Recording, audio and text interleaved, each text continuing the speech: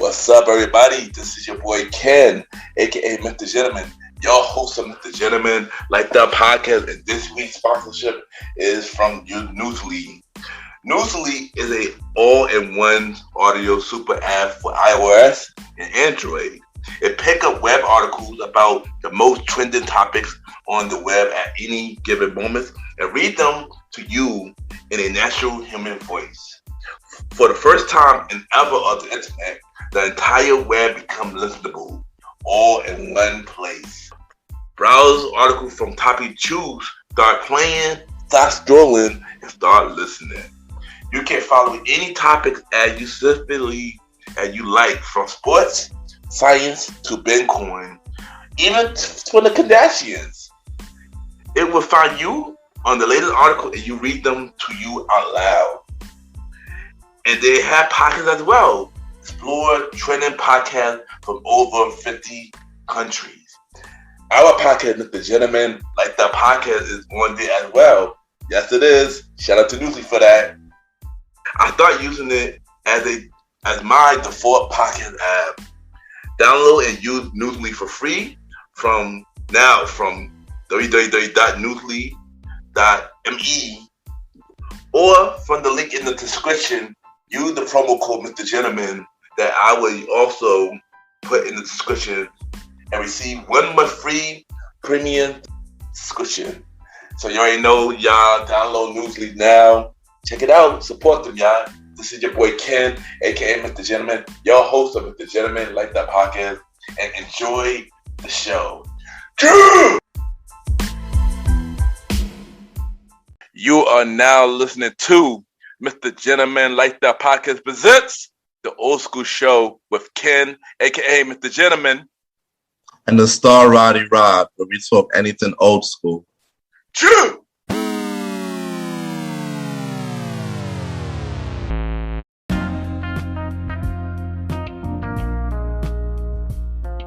Yes, hello everybody.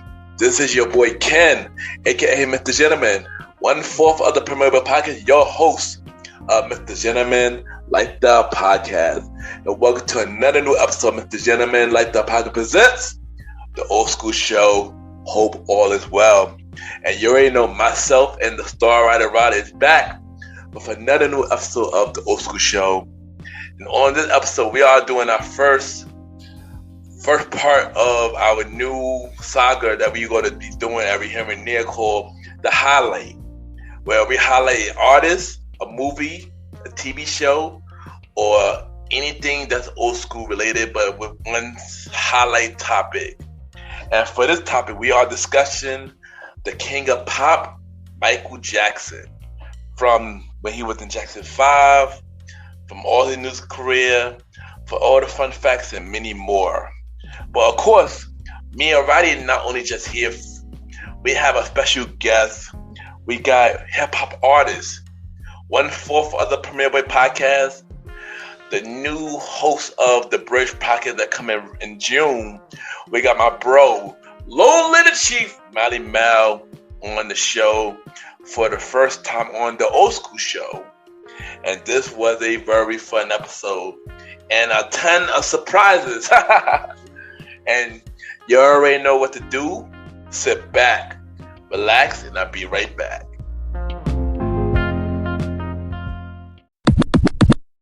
This is the star Roddy Rod, and you are now listening to MrGentleman Lifestyle Podcast.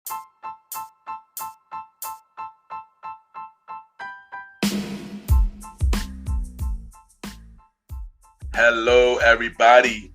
This is your boy Ken, aka MrGentleman, and I am the host of MrGentleman Like That Podcast. And this commercial break is brought to you by MrGentleman Like That Podcast.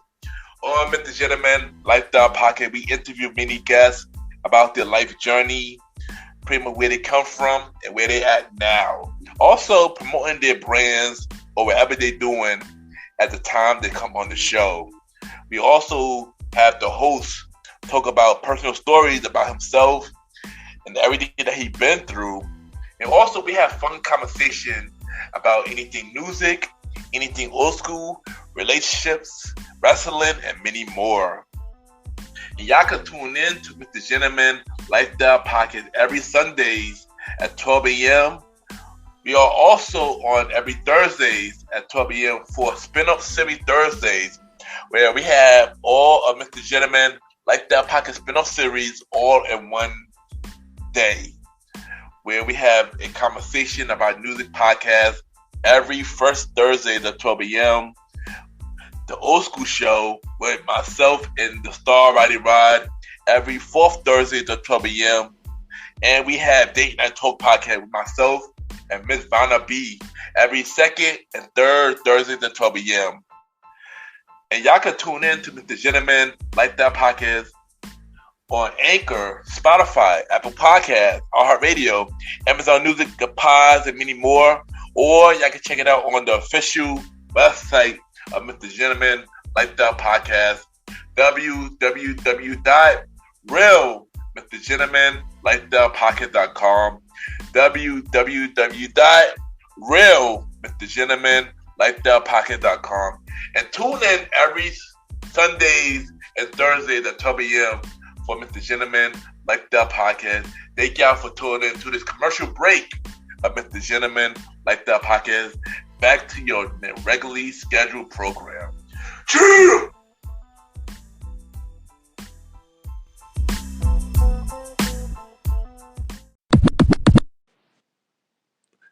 Yo. This is the fresh one. They call me Malimal, the man. And you're listening to the Gentleman Lifestyle Podcast with my boy, the gentleman, Ken. Shouldn't be anywhere else right now.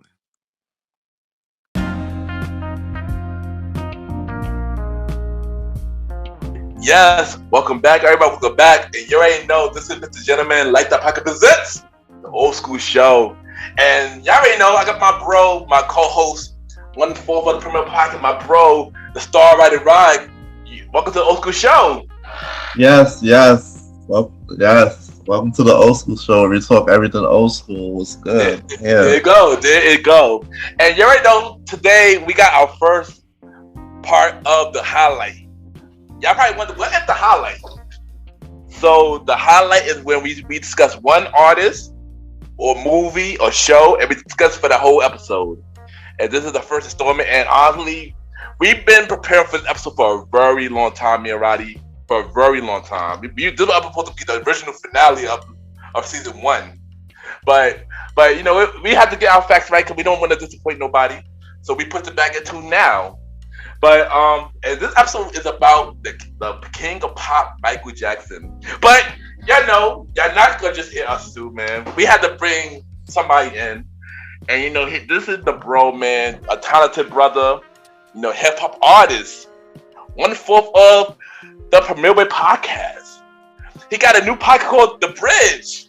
We got the bro. Let me do this right. You know, he been on the show before. He been on the show a couple of times. He be on the show even more too in July. Here come Long Live the Chief, Malimal. Welcome to the show, bro. Welcome to the Old School Show. Like Malimal is in the Old School Show for the first time. What's up? You know, as always, I'm super excited to be here. I'm always honored when I get invited on these shows, and plus, the topic today, I had to be a part of it. Had to. There was no ifs, ands, or buts. So, listen, I'm ready to go. Old School Show meets Malimal. Let's get it in. Yes, you already know. And yes, and the topic today is Michael Jackson, the king of pop, man. We know we're all fans, man. We know what this man did for the music industry, man. And of course, we're gonna start with the first question. I got both of y'all. I can ask this myself too. Like, what was the first song that got you into Michael Jackson? What made you a fan? As far as you can remember, what made you a fan? For me, what made me a fan? The very first song that I knew of Michael Jackson, that I knew I loved, was probably "Remember the Time." Right, all that, the Egyptian dancing, the 48-minute long video. That was a long video. Oh, all of that whole energy of that song. I still love that song to this day. Like I could play it no matter how many times I've played it and still just vibe out. Dope. Settle that. Yeah, Roddy. What about you, Roddy? Man, as I was growing up, I always heard PYC on the radio. That was the first song I fell in love with. Dope. Yeah, she was a dope song. But for me, I gotta take it way back. I gotta take it back, way back in time. I became a fan of Michael Jackson because he was in the Jackson 5. And the reason why I say the Jackson 5 because my family, especially my aunt, used to play Jackson 5 a lot, from the Christmas album to all the other stuff. And then of course we got Off the Wall and Thriller, because we had the albums as a kid and stuff like that. So I've always been a Michael Jackson fan. But it's early for this, but you ever hear Story Time? Yes. Story Time. Okay. Good. So y'all already know. I mentioned this many times. So even though I wasn't a Michael Jackson fan as a kid, I was afraid of the video Thriller. And you were afraid? Yes, I was afraid of the video Thriller as a kid. Yes, I'm gonna tell you why. I'm gonna tell you why I was afraid. Because I used to love the song, I used to love the album and stuff like that. But when you watch the video Thriller, I was scared of it. When you see the monsters and stuff like that, I was really afraid of it to the point that I could not. And I could only listen to his music, but I could not watch none of his video because I was so afraid of Thriller and stuff like that. And it took me a while to really even get over that fear. But we all know that even with me being afraid, he was a masterpiece. With in that video alone and stuff like that. But I don't want to tell that little story that I had was afraid of Thriller as a kid, stuff like that. And I'm pretty sure I know some people that say there wasn't the only one. So I'm happy about that. I'm pretty sure y'all wasn't, but no, I definitely wasn't. I came up in an era where like the freaking horror stuff had gotten really good. So by the time I actually went back and saw the Thriller video for the first time, I was just like, "Oh, this is cool." But I understand you. I understand you fully. I remember, y'all ever played Super Mario World? Yeah. I couldn't play the ghost boards because I was afraid of the ghosts. Oh, wow. I remember one time I tried to beat a board with the TV off because the ghosts, I don't know what about them. It's just so fucking unsettling. Like, it's so unsettling. So I get you. Wow. Yeah. I mean, I ain't gonna hold you, man. But I was also afraid because I got another story, but this could be a little bit more weirder. It's related. So I was watching Jackson 5 American Dream as a kid. But it was one thing that made me afraid was Apollo, the Sandman and stuff like that. Mm-hmm. Yeah, I was afraid of Sandman as a kid too for a little bit. And that was one of the weirdest things. So, because I never could watch the whole thing. I know the Sandman was on the American Dream, so I went like, oh my God, I'm kind of afraid of Sandman too. Like, that's hilarious. I was a weird kid, I was a weird kid. But let's get back on track though. But yeah, that's a little story about me being afraid of Thriller stuff like that. But I've always been a fan.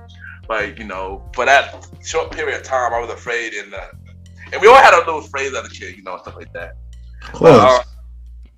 But what are your top 3 favorite MJ songs? I know this is a hard one. I know this is a hard one for me too. But let's see what you got. 3. Yeah, 3. At least 3. All right, top 3 favorite. You going first, Roddy, or I'm going first? You're going first. I don't even know yet. Listen. All right, my top 3 favorite Michael Jackson songs. And this is always hard because Michael Jackson is Michael Jackson, but I gotta go with the ones that are always in my spirit. So coming in at number 3, Remember the Time off that Dangerous album. Coming in at number 2, and this is going to be probably controversial because I'm pretty sure nobody has this song in their number 2 spot but me. But I'm gonna go with I'm actually gonna go with Heaven Can Wait. Oh, off the Invincible album. Damn. Okay. That's a Sleeper. Very sleeper. And my number one favorite Michael Jackson song of all time, Lady of My Life. Oh, Thriller. That is a beautiful song. I got a whole. That is, oh my God. Like, I know, we in the 2020s, nobody really do romance no more, but like, if you want to hear a romantic song just by the lyrics without having to be, leading into like hypersexuality, any of that, if you want to hear some pure love songs, those 3 songs, mostly that last one though. I feel like that last one is the perfect love song. It is, yo. It is, man. That's an amazing song, yo. I love that song too, yo. Huh, Roddy, do you want to go next, or you want me to go? Yes, I'm on next. All right, do you think, Roddy? Do you think? So number 3 has to be Butterflies. Okay. Number 2, Billie Jean. Not my lover. Yes. And number 1, so damn hard to pick. Oh, how to say that again? I said number 1 was so damn hard to pick. Oh, number 1. Oh, give it a try, Roddy. Give it a try, son. I know it's hard. Give it a try. I'm gonna have to say PYT for number 1. Very interesting, number 1. Yeah, that is a very interesting one. I love PYT too. I love PYT. Well, I'm gonna pick. Oh man, this is kind of hard because, man, 2 of them I got for honorable mention though. But I had to pick 3 my 3 favorite. Number 3, Rock With You, Off the Wall. Number 2, Lady of My Life, Thriller. Number 1, Human Nature, Thriller. Yeah. Human Nature definitely made it to my top 5. Yeah, I mean, I love Rock With You makes it to my top 10. I'm not gonna hold it. It was hard to pick between Lady of My Life and Human Nature, though. I'm not even gonna lie. And PYT is definitely in my top 5 as well. Also got Smooth Criminal in my top 5, but yeah, Smooth Criminal was a good one too. Yeah, this was a hard pick. I'm not gonna hold you, but before we get to the actual conversation, I asked people on Facebook, what are their favorite Michael Jackson song. But I'm about to read some of them out. Shout out to my guest who was on my guest for the show, Esther Rose. She said, "Remember the time." She agreed with you, Malimal. Remember, it's hard to beat that song. It really is hard. I got my homegirl from elementary school. She came in and said, "Will you be there?" The Earth song, and Stranger in My Cell. Stranger in Moscow? What? Yeah, Moscow. Moscow. Yeah. Stranger in Moscow. That's actually a pretty good song too. Yeah. That would make it. I couldn't get into that one. No, that's a nice one. No, that's a nice song. I couldn't get to Stranger in Moscow. I'm sorry. I ain't gonna hold you. I heard that song like around when he died. And I never heard the song before, but I heard it. I'm like, yo, this song is really smooth though. Like, I don't know, there's something about that song. Like, gee Louise, I like, it's so nice and stuff like that. And so I got my homegirl who on Facebook. She said, Off the Wall. She agreed with Roddy and said PYT, and agreed with Roddy again with Butterflies. All right. Butterflies was really good. Shout out to Marsha Ambrosia for them background. Oh yes. Yes. And we're gonna dive into more. We're gonna dive into more of those songs too. Also, somebody else who know who my Taurus buddy. She also said Butterflies, and she also said Remember the Time. Do you remember? So far, 2 for Remember, 2 for Butterflies. 2 for Remember. Also, shout out to my homegirl Momo. She also said something. She said Remember the Time as well. She said Remember the Time as well. And she said, yeah, remember that. A lot of them like Remember the Time. And she said Black and White. Oh wow, that was a tech choice. Yeah. That makes sense into my top 30. Yeah. The other person who was anonymous, she said, Given to Me. Who is it? Remember the Time. She had a lot of Remember the Times. Billie Jean, Thriller. Wait, hold on. Go back. She said, Given to Me? Yeah. Oh wow! What is Gibbons to me classics song? for that? You remember that? I forgot what album that's from. That is on I forgot what album. I feel like hold on. is that from History? Or Yes, I feel like it is from this. It's History or Dangerous. I feel like it's in one of those. History or Dangerous. I feel like it. Oh, I discovered this song because of Charles Hamilton. Oh yeah. A sample he had on L Word 3. And then I went back to it. Like his samples on the L Word were abstract but fun. And it helped me put me on the songs that I didn't know before that. Yeah. So, yeah. She also it was dangerous. It was dangerous. It was dangerous. Got it. I figured it was dangerous. It was dangerous. She also said Off the Wall, Leave Me Alone, Dirty Diana, What You Would Be Starting Something. That shit I like. The Earth Song, Break of Dawn. Break of Dawn. And Rock With You. And You Rock My World, my bad. You Rock My World. And also we got two more people that's clinging that said PYT, who also agree with Roddy. And Ben. Wow. Ben? Wow. Yeah. Wow. Right? Wow. Neither. And last but not, I got my old boss who also wrote in the thing. Said, where you want to be, where you are. Baby Be Mine, PYT, and Off the Wall. Ooh. A lot people of low Michael out here. Yeah. And we see a lot of people remember the time. Like, gee Louise. Like, that is a lot, you know. So that's a classic, and it's been being memed a lot lately. It have, man. That'd be a classic, man. But now it's time to get to the actual conversation. Time to get to the main event.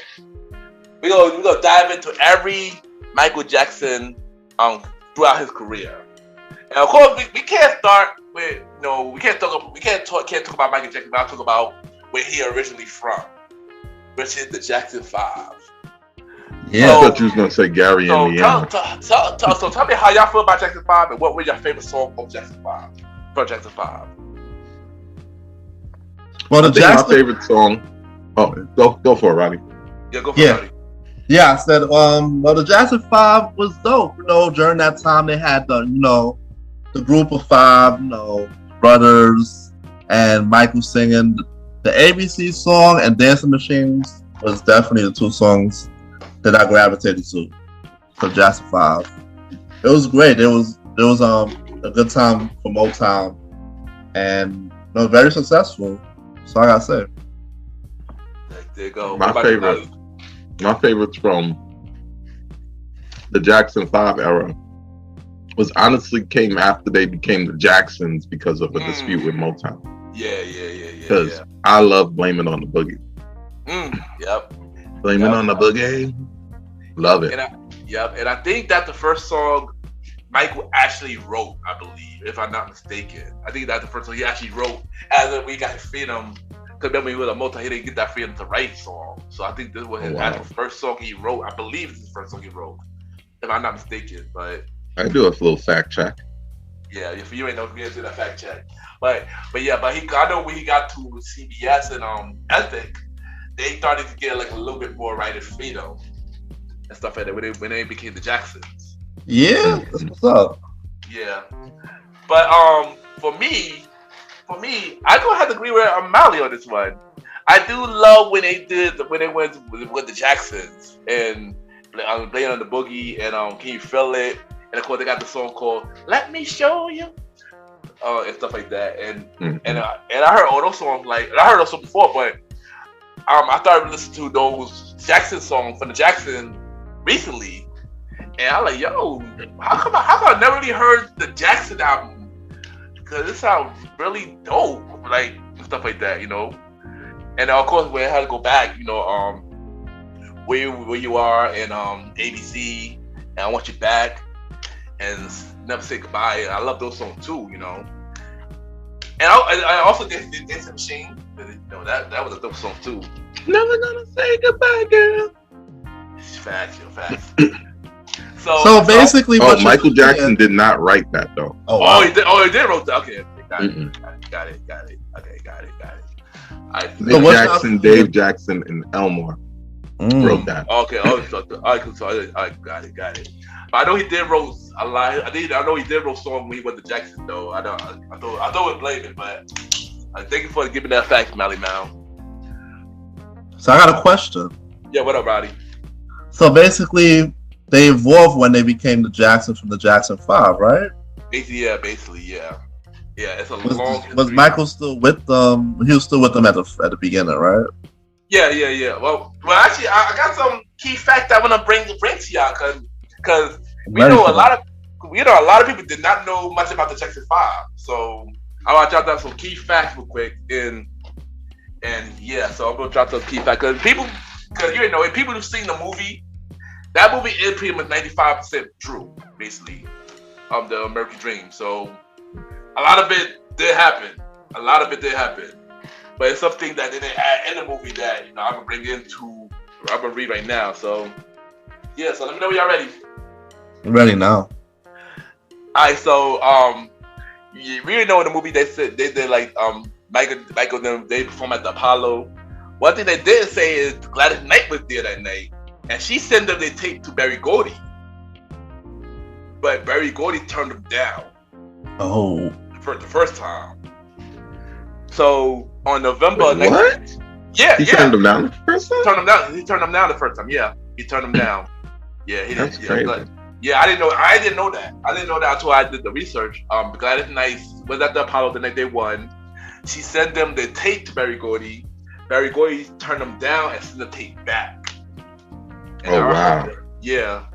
So before they got to Motown, they were signed to a record deal called Steel Town Records, and that was like November 1967. So in 1968, they tried again for Motown again, but Berry Gordy rejected them again because he did not want to sign another kid star. Here's a question: Who was that kid star that he signed? The other kid star he signed, Berry Gordy. Yeah. Come on. I know being in Miss Tina's class gotta help me out. This gotta be easy, so we gotta know that he's a legend. He's still alive to the day. He's a legend. Stevie Wonder. There you go. Yeah, Stevie Wonder was the other kid star. Yep. Yeah. But eventually, Berry Gordy did sign them. He did sign them to a long-term deal. Probably because Stevie worked out so well. Yeah. So in March 1969, Diana Ross discovered them, and she made Michael Jackson into an 8-year-old sensation. Which, in reality, he wasn't 8 years old; he was 11. Oh wow! Yeah. Then, of course, the debut album, Diana Ross Presents. Diana Ross and the Jackson 5. That was the first album. That was in December of 1969. Oh wow! Yeah. So there you go. So the first song, of course, was "I Want You Back," which became their first number one in 1970. Then following after that was ABC, "The Love You Save," "I'll Be There," and many more.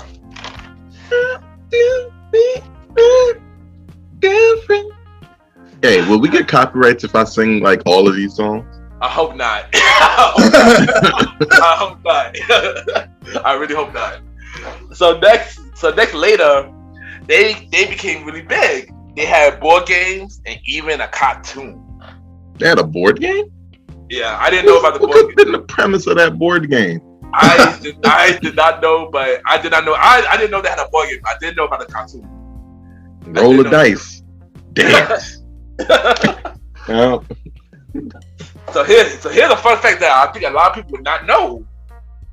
Michael Jackson, Off the Wall was not Michael Jackson's first solo album. No, it was not. Okay, so you knew about it. You knew about it. Mm-hmm. All right, so his first solo album was in 1971, which was Got to Be There. And then it was Ben. Uh-huh. Yeah. Ben was an album? Yes, yeah, it was he an album. was. Yeah, album and a It was song. an album and a song, yeah. I know about the song. Yeah. Then later, he came up with 2 more solo albums called Music and Me Mm-hmm. and Forever Michael, which was Right. 1973 and 1975. So of course, also around that time, Michael Jackson, they came out with another album with that had Dancing Machine, which also became the #1 song. So by 1975, Jackson 5 left Motown without Jermaine Jackson when Randy replaced Jermaine, and they went to Epic Records and CBS. That's when they became the Jacksons. Yeah, that's when they became the Jacksons. Yes. And then they had 4 albums under CBS, which was self-titled The Jacksons, that was produced by the legendary Gamble and Huff. Yeah, that album was fire, yo. That album was fire. I love that album. Shout out to Gambling. Yes, yeah, definitely. Then they had another album called Going Places. Then they had Destiny that had I think that had Blame It. I believe that had Blame It on the Boogie. I believe that's the album that had Blame It on the Boogie. Yeah, and then we had Triumph that had Heartbreak Hotel and Oh, I love that freaking song too. That's definitely in the top. Yeah, that song. Yeah, I love that song too, and stuff like that. And there you go. That's the facts about Jackson 5. Later, Michael and Marlon left the Jackson 5 later. And we pretty much know what happened next. What we're about to talk about now. Mm-hmm. So before we talk about what happened next, I believe it was 1977. He met Quincy Jones, the legendary Quincy Jones. Quincy, yeah, shout out to him, man, legendary man. And Quincy Jones got him on The Wiz, which was, of course, with Diana Ross and Nipsey Russell and stuff like that. Mm-hmm. And then on August 1978, Off the Wall was born. So now, tell me about Off the Wall and what's your favorite song Off the Wall? Oh, hands down, off the Wall. It gotta be Rock With You. Rock With You. Even though that Off the Wall had some low key joints. Off the Wall itself is just had some joints, but hands down, if you asking for my favorite, gotta be Rock With You. What about you, Roddy? Man, Off the Wall, so many. I would have to say, I Can't Help It, but I also gotta say Don't Stop Till You Get Enough. Oh yeah, love the tech choice. Yes. Man, Off the Wall, man. I had that album as a kid, so I love Off the Wall, man. Off the Wall, honestly, I'm gonna say this: Off the Wall was a sleeper album for Mike. I feel like Off the Wall did not get that much credit the way that should have got. You know, you definitely right about that. Yeah. And the what made Off the Wall more popular is when he got more popular. Yes. And then people realized how good it was, because this album did not do the numbers. Yes. Before I continue about Off the Wall, we got another special guest that just came in. We got Mr. Aaron King Talk Sands from King Talk with Aaron Sands and the Premiere Podcast. Mr. King Talk Sands, welcome to the show. This was a pleasant surprise. What's going on, guys? This is a pleasant surprise. We got King Talk Sands in the building. Wow. I just wanted to stop by real quick to give a quick shout out to you guys on this old school show. Especially you guys been doing. Y'all been doing amazing work. You know, and an amazing work don't get appreciated a lot in these days and ages. So, you know, on a calm Saturday afternoon, I figure why not, stop by and, show y'all guys some love and appreciation on what y'all been doing on the podcast space. Well, welcome to the show. Welcome to the day. I appreciate it, bro. You ain't know. You've been on a couple of the show, and now we got you back on the show again. So since you're on, we are discussing Off the Wall. We are discussing Off the Wall. And what can you say about Off the Wall, son? Now we got Off the Wall, right? Hold on. Yeah. What's your favorite song on Off the Wall, and how you feel about Off the Wall? And also, What was your favorite? What's your 3 top favorite MJ song? Period. Let's start with that. All right, so real quick, 3 top MJ songs off top, like basically off the top. I would say Thriller, Lady of My Life, Human Nature. There you go. Shout out to Lady of My Life. So Thriller was your favorite album, I should assume. Basically. Yeah. Thriller's like all-time favorite album. Heard. Purple Haze is a close second. Bro, but nah, if you're talking about Off the Wall, you're off the wall now. Yeah, tell us about Off the Wall. Like, how you feel? Off the favorite song too. My favorite single song, Off the Wall. Are we talking about like the remastered version or the original version? Don't matter. I can give you a top 3 real quick. I could do let's do was Human Nature on Off the Wall? Just wanted to clarify. That was Thriller. I really like Thriller. I really like Thriller. I really did.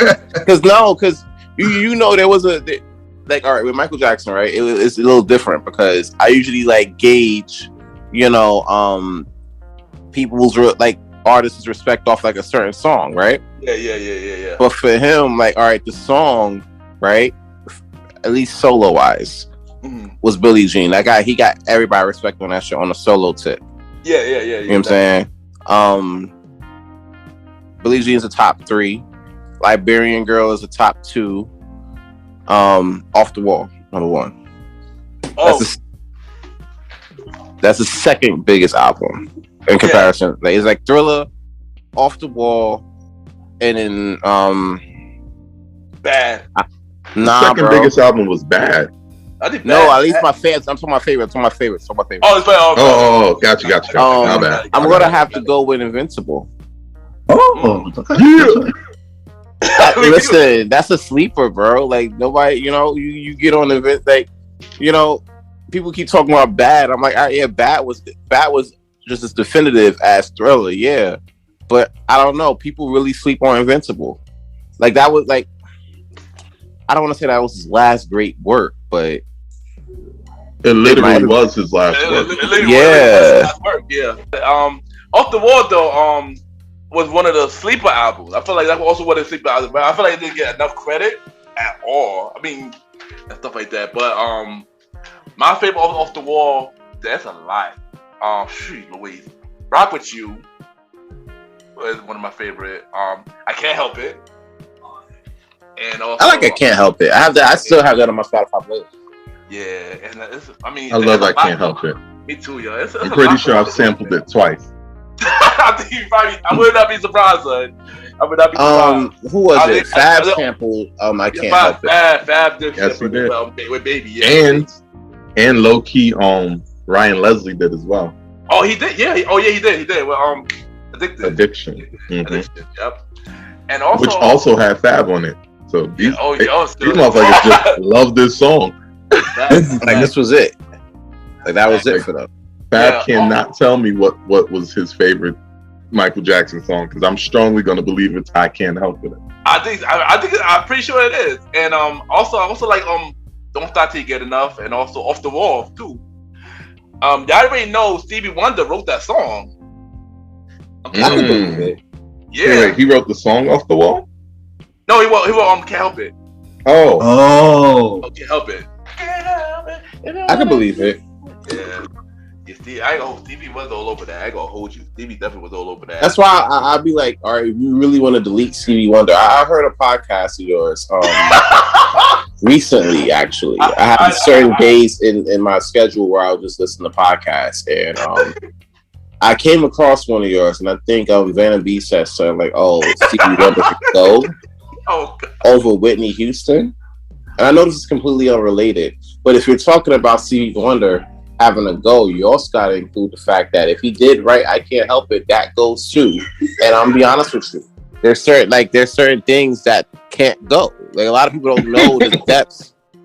Yeah, a lot of people don't know the depths of that sort of the writing of his work. You know what I'm saying? The writability of his work. That's the thing that people fail to realize. So we talk about, oh, he gotta go.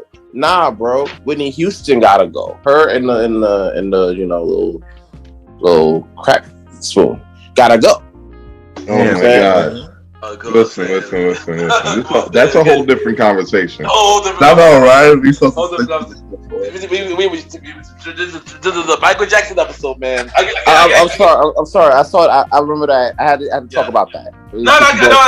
I had to talk about that. I get it. You know, you can't like I said when I said on that episode, you know, Day Night Talk episode.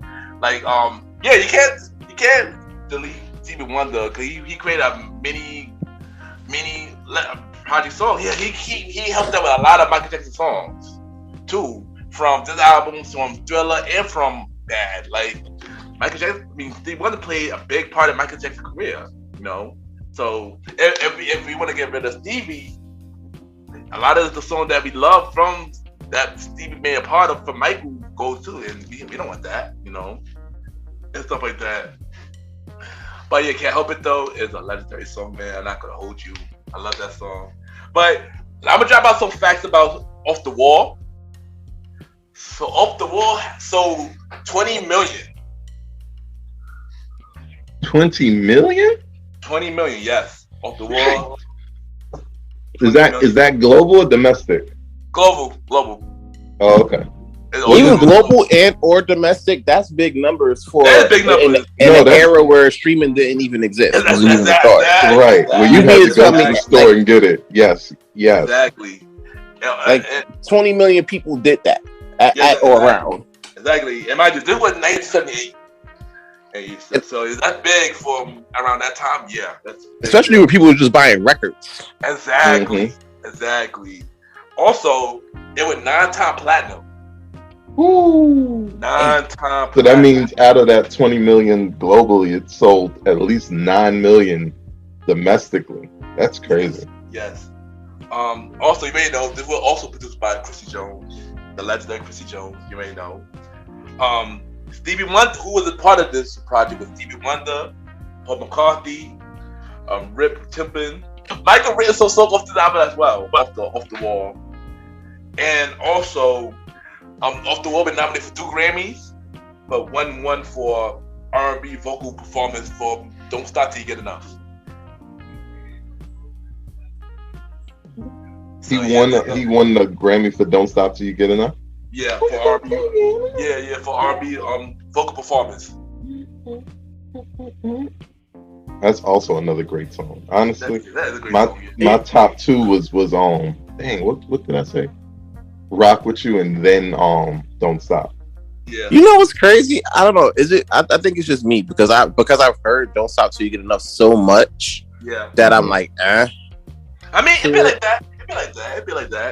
But you can't deny the greatness of that song though. Even though you got. Oh no, that's one thing I will not do. You know what I'm saying? Not in here, because I can understand the historical and cultural support that it has gained. So that's something that can't be overlooked. I just when you hear Michael Jackson, you go to a Michael Jackson themed party.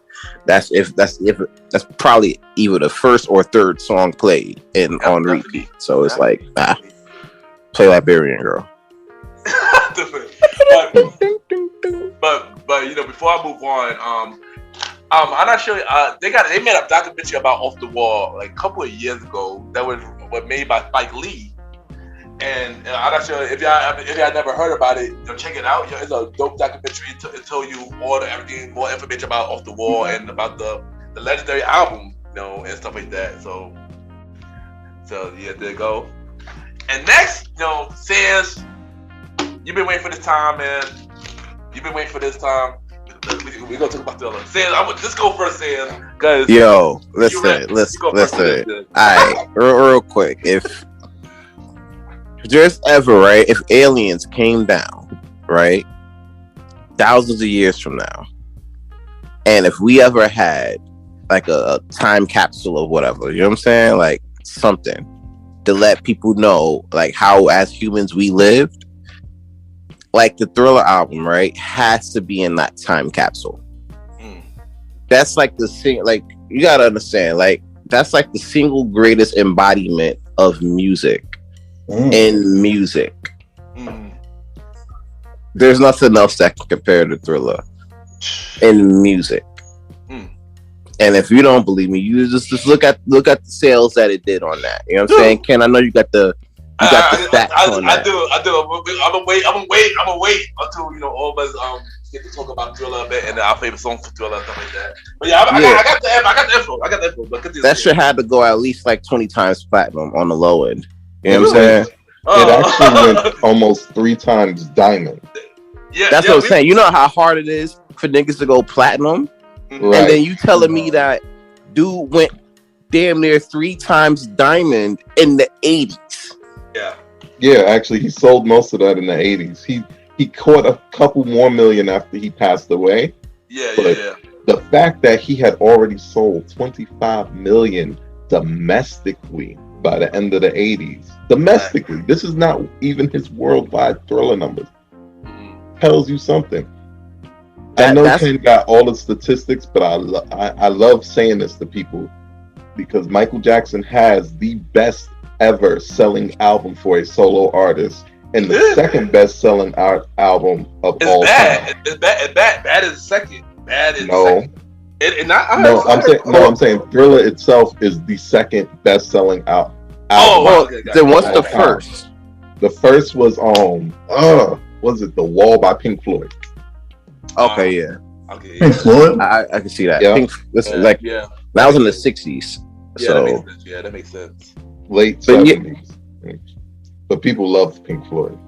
That's true. Niggas got high to Pink Floyd. Yeah, they did. Definitely did.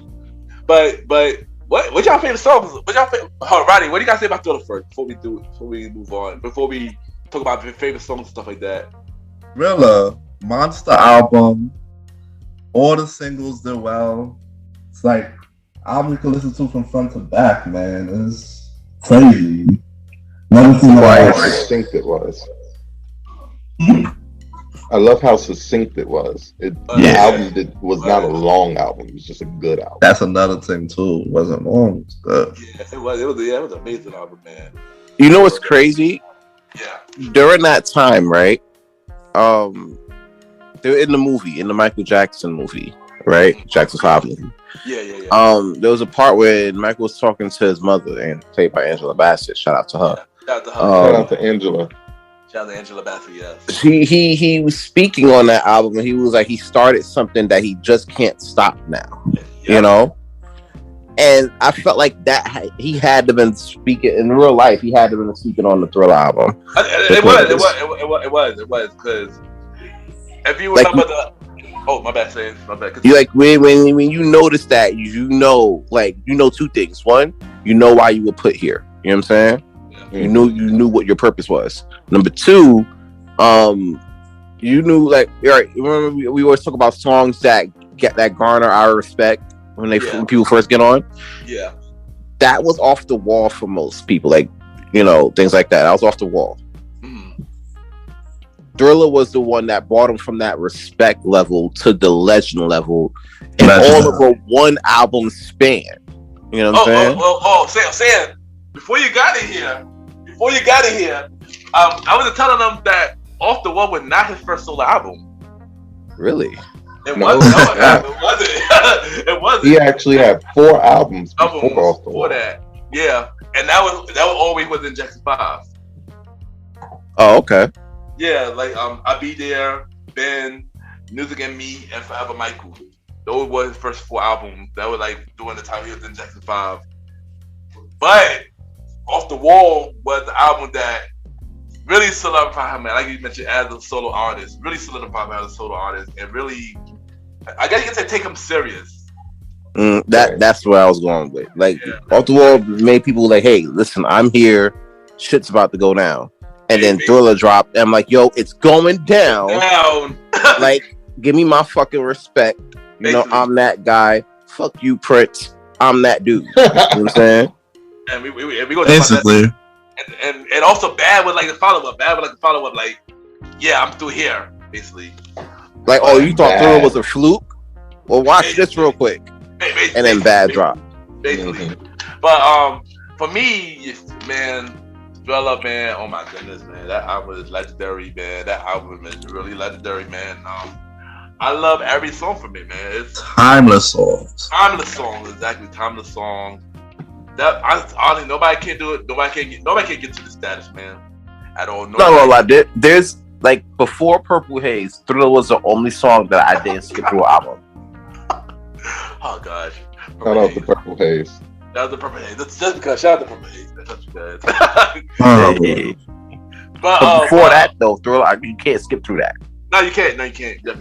Definitely can't. Like to this day, I can't skip no song from Thriller at all. Right. There's no song that makes me say, "All right, next." Exactly. Like I might want to hear "Lady of My Life" right now, but if I play "Lady of My Life" I will let the whole album just rock. Play exactly, yeah. Mm-hmm. I actually have the pleasure of having the 25th anniversary version of the Thriller album. Oh!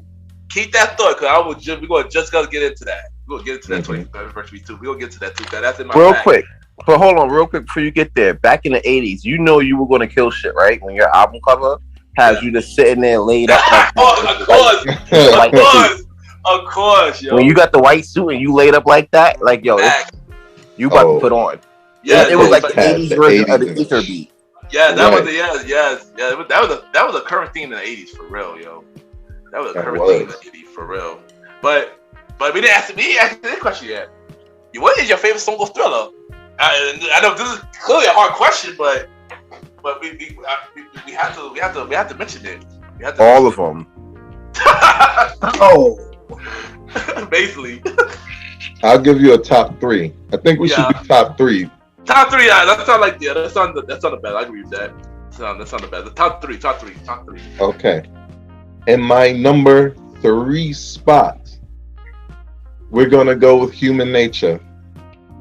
In my number 2 spot, since I do have the 25th anniversary edition, I'm going with Carousel. I love Carousel. Oh, and I got a fun fact about that too. But continue. And in my number 1 spot, it got to be the song that I thought was my favorite Michael Jackson song. My favorite Michael Jackson song. The song that I also think is one of the best songs ever written, and also his best song, period. Lady of My Life. There you go. All right, Sans, what you got? Number 3, sorry from 3 to 1. Number 3 is Thriller, because not only it was one of the greatest songs of the 80s, if not the greatest song of the 80s, but it was also the greatest video of all time. You didn't see shit like that in the 80s. True. Damn right. At all. They were unmatched. You know, so yeah. It's number 3 is from Thriller. Number 2, I could go with Liberian Girl. That's my shit. That wasn't on Thriller. Look up all my lists. This is what happens when I show up to a show, right? And I don't make lists. That we gonna talk about that next. That definitely was on Thriller. Alright, but honestly, so you got Thriller. We're gonna get to the album it was on if you're not gonna mention the shit at all. Exactly. Nah, but honestly, oh my God. Thriller, number 3, 2, Human Nature. Okay. You know, because I don't know. It's like the beat was. It was like one of the best well-produced beats I've heard in my life. I got a fun fact about that. Oh my God. I got a fun fact about that one, but and number 1 is basically I'm gonna have to review the album Later in My Life. Honestly, watch this. Hold on. Hey, yo, Bay, real quick. Would you walk down the aisle to Lady of My Life? Yeah, the Blu-ray show. Michael Jackson. Oh, what is that? Trump was also looking at his ashes. He requested that he have a song. He knows how ashes work. But if you didn't have a song, would you? And that's why it's my number 1 favorite song from Thriller. Thanks, man. Appreciate you.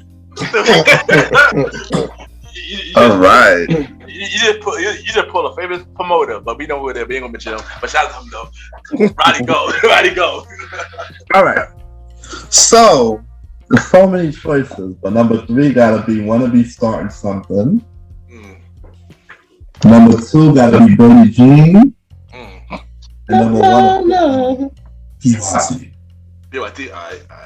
But one thing, like, I don't know, I didn't like Thriller as a song too much. But the video is real good. I'd rather watch the video, you know. I just wasn't a huge fan of the song. Got it. I mean, clearly, you already know my story about Thriller. Yeah, you said it just now. Yo, Ken, I got an interesting question I want to ask after you do your top 3. Alright. So my top 3, geez, this is hard. Oh my god, this is so hard. Oh my god. Alright, so number 3, I'm gonna go with PYT. Number 2, dang. You know what? I gotta switch up a little bit. Number 2, I will say The Girl Is Mine. And I got 2 number 1. I got 2 number 1. Shout out to Paul McCartney. Yeah, shout out to Paul McCartney. I got 2 number 1. I can't pick one of these number 1 because I gotta pick 2 number 1. They tied for number 1 spot. Human Nature and Later in My Life. I can't pick one. I'm sorry. I can't pick one. That's hard. So I can't pick one or the other, man. I pick for you, Lady of My Life. I love Later in My Life. Like that's hard, man. Like, she loved both equally, right? Yes, exactly. I get it. Exactly, but Mally, what's the question? What's your question you got? I got a lot of Thriller facts. Right, what you got? My question is, what is your personal least favorite song on Thriller? Least favorite. Let me look at the list real quick. I think I do got a least favorite, but let me just make sure. Like, this is what I'm thinking. And if I had to pick a least favorite, the thing about it, none of these is bad songs though. It's just a song that I listen to the least. I probably gonna be Baby Be Mine. I listen to that the least. And like I listen to that the least. Baby Be Mine. What about you other guys? Well, I already mentioned one. You said Thriller. You said Thriller and Baby Be Mine. What are you talking about? I'm sorry, what's your least favorite song of Thriller? If you had like a song that you listen to the least on Thriller. It would probably be PYT. Oh wow. And I like PYT. I just don't hear it as much as I hear. I hear Baby Be Mine more than PYT. That's probably just my algorithm. Okay. Close second to that would be Liberian Girl. God damn it. I did not say you're joking. I did not say you're joking. We didn't want to let Liberian Girl say Liberian Girl. Oh, God. What about you, Bobby? I think my least favorite song on Thriller is Thriller. Okay. It's Thriller though. I mean, wow. And I don't. No, I mean, I'm so you just like, oh, okay, it's Thriller. Basically. Wow. Lady of My Life, Human Nature, Girl Be Mine, PYT, Wanna Be Something, Beat It. Oh, actually, Beat It might be my second lead. Actually, you know what? Yeah. Actually, rechange that. Beat It might be my third. Yeah, Beat It might be my second lead. Say like. I realized because nobody spoke on Beat It, and I was curious. Yeah, I forgot. Beat It definitely like one of the, and like I said, none of these songs are bad songs. Like it's just songs that we don't listen to often. You know, that's to clear the air and stuff like that. So let's get to these facts. Let's get to these Thriller facts. Yeah, it's a lot. One. Thriller sold 70 million. God. 70 million. By itself?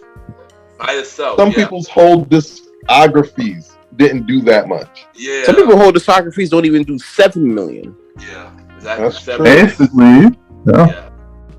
7 you talk about 70. Yeah. 7-0, y'all. I remember this nigga outsold Wu-Tang's whole career.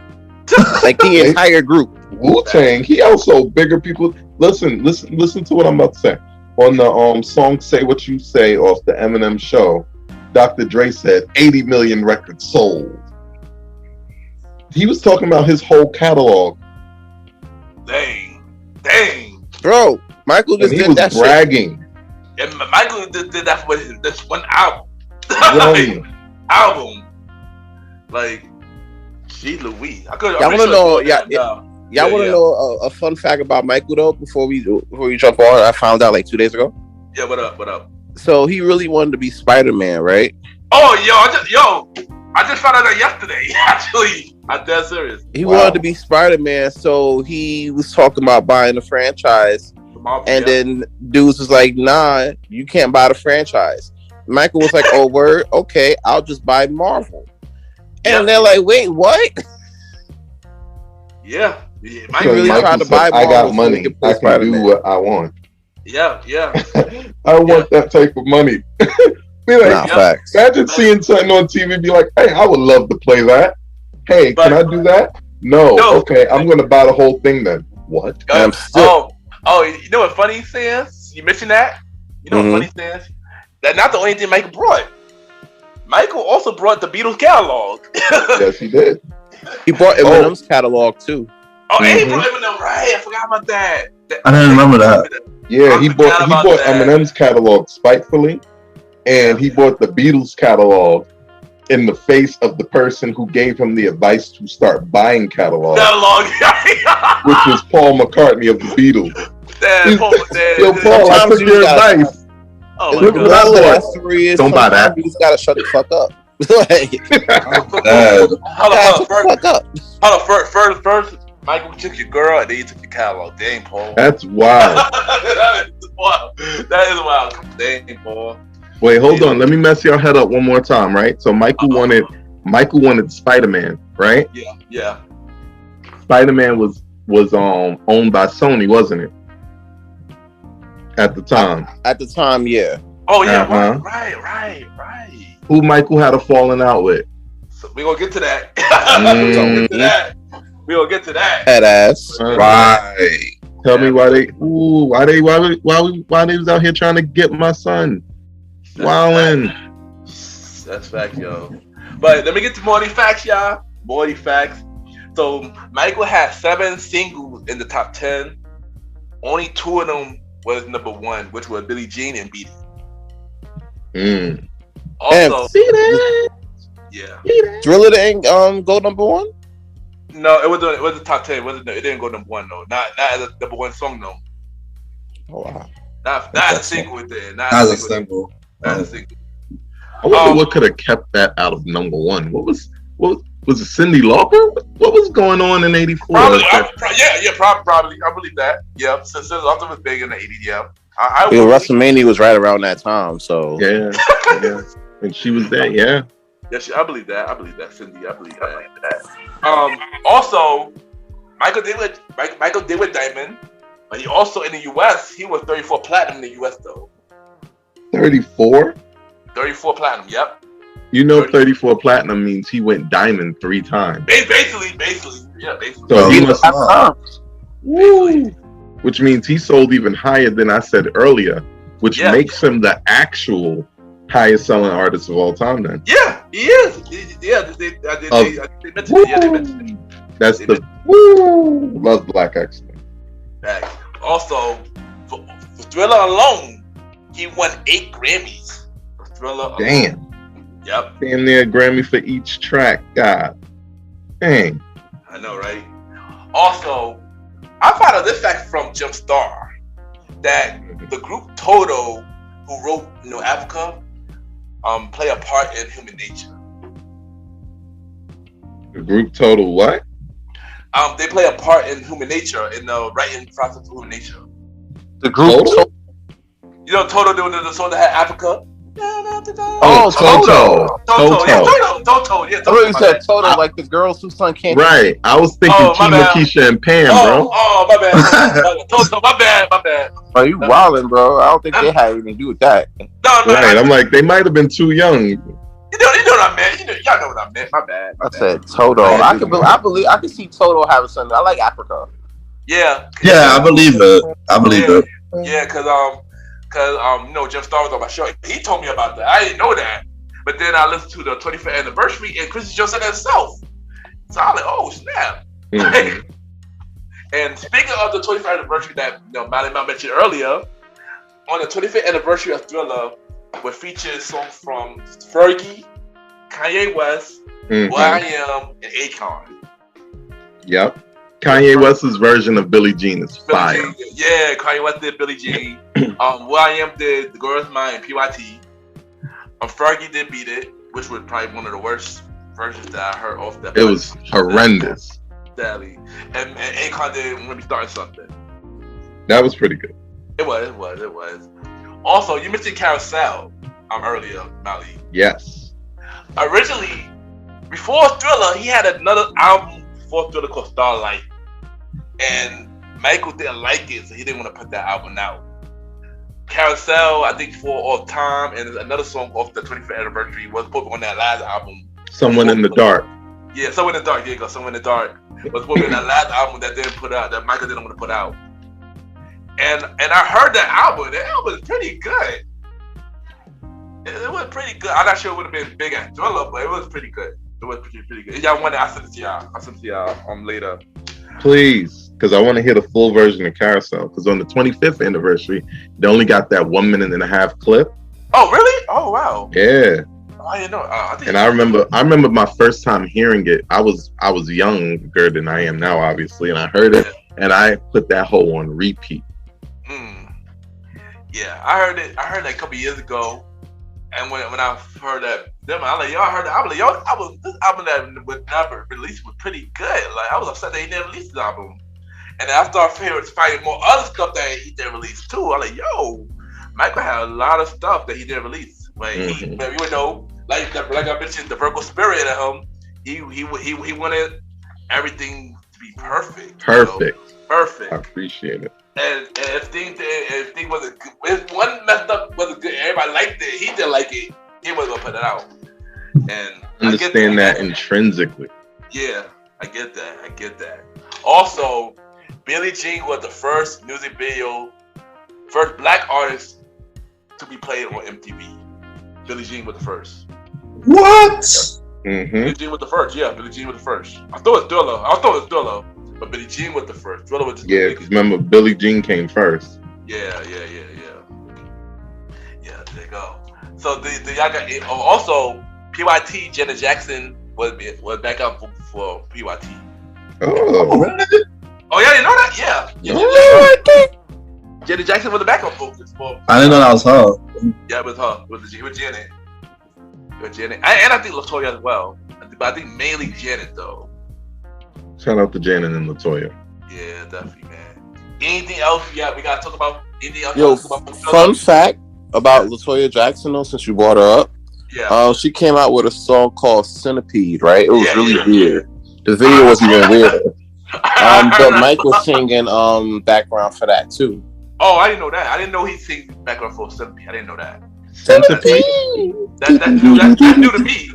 That's new to me. Well, since we on the other project from Michael, we also, we did the Rockwell, Somebody Watching Me. That's true. Oh wow, that I didn't know. Oh, I know that. I know about that. Yeah, Barry Goy's son. Which was Barry Goy's son. Yep, Mike. Yep. That was like his birthday gift or some shit. Fact, yo. Was it me or Barry Gordy just put his kids on, and just made them do music? They all did music most of them. As they should. Probably going in the business in some type of capacity. Yeah, just about. Yeah, that's true. Something like that. Anything else y'all got for Thriller? Any facts y'all got for Thriller? Or any back of facts? Any other back of facts y'all want to bring up real quick before we move on? No, I think I got everything I needed out of that one. Alright, what about you, Sid? Amazing album. It's an amazing album, man. Wait. One thing. Thriller was the most expensive music video of all time. It came out. Oh, yeah, that makes sense. Oh, what? It was only been. Gonna make the best video of all time. You gotta put some dollars behind that. It can't be behind no white screen. And then But look at this. But look at this though. It would be topped by Michael himself. But we'll talk about that later. I'm pretty sure. Is that for Liberian? I know which one it is. Christ. I think I know what it is too now. I think that album next to that album and after. I think. Nah, we got some time before we talk about that one. Oh, okay. Yeah, I think I know what you're talking about. I know exactly. I know it is too. I think it was pretty big. But there's a lot of people in that one too. I don't think about Liberian Girl. There's a lot of people in that. Bet you money you never even seen the video for Liberian Girl. I did see the video for Liberian Girl. It was not you, him. Sam. I would put money on it. But did you see the video for Liberian Girl, Sam? Curious. Actually, I might have. So you would have lost your money. Yeah. No, I would still bet on a mic. Stupid. But next says you can talk about Liberian Girl now because now we on Bad. How y'all feel about Bad? And then what y'all 3 favorite songs for Bad? Hey, so like Bad, right? That was like the video. That was like not the video. I'm stupid. The album that was like, all right, Thriller wasn't a fluke. That wasn't an anomaly. Wasn't a mirage. This is me. I'm still, like Ken said, I'm still here. Basically.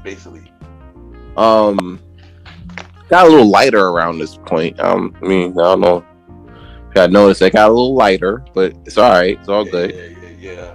But yeah, still an overall like that was like that's part of the trifecta for him. Off the Wall, Thriller, Bad. Yep. That was his like trifecta of like greatest albums in history. You know what I'm saying? Up. Hold on. Uh-oh. Because either we make that a quadrilogy rather than a trilogy, or we scoot that lens just slightly to the left. Because I feel like the trilogy was really Thriller, Bad, Dangerous. Dangerous was alright. We gonna talk about Dangerous. Well, it was. That's like you saying Dangerous is better than Off the Wall. I might be saying that. Yeah. Oh, that's insanity. Oh. Please stop. Dangerous. I mean, all right. We gonna stay on Bad. Yo, we gonna talk about Dangerous. Don't worry, we gonna talk about Dangerous. Dangerous did have Jam though. I will say that was my shit. We'll get there. you don't get there, bro. We'll get there. We'll get there. But we are bad. We are bad right now. We are bad right now. So what do you feel about Bad? Like I said, what your favorite song? Top 3 favorite songs? Roddy is so man. That's a Roddy beat. Yeah, it was great. I had the actual CD. It was very hard for me to choose, yo. But yeah, like Bad was more my favorite album over Thriller for my personal favorite. You know what crazy? A lot of people do like Bad over Thriller though. That's a lot of people though. A lot of people do like Bad over Thriller. And I could say, I mean, I like Thriller overall, but maybe I probably like more of the singles on Bad that came out more than Thriller. I think Bad did have more singles than Thriller anyway though. But both albums are definitely albums you can listen through without exactly. Yeah, without skipping. So for Bad, here's my top 3. Let's go right into top 3. Let's go. We're gonna go right into it. That's it. 3 was The Way You Make Me Feel. The way you make me feel.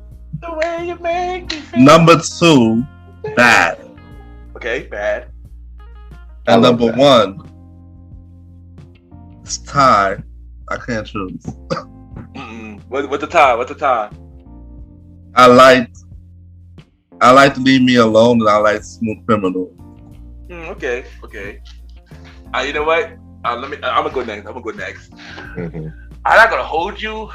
I had a hard picking top 3 songs for Bad that I have for Thriller. Like G the Weed. Like Bad is hard to pick. I'm not even gonna lie. But if I had to pick, man. Number 3, Liberian Girl. What's number 3? Liberian Girl. I love that song. I love Liberian Girl.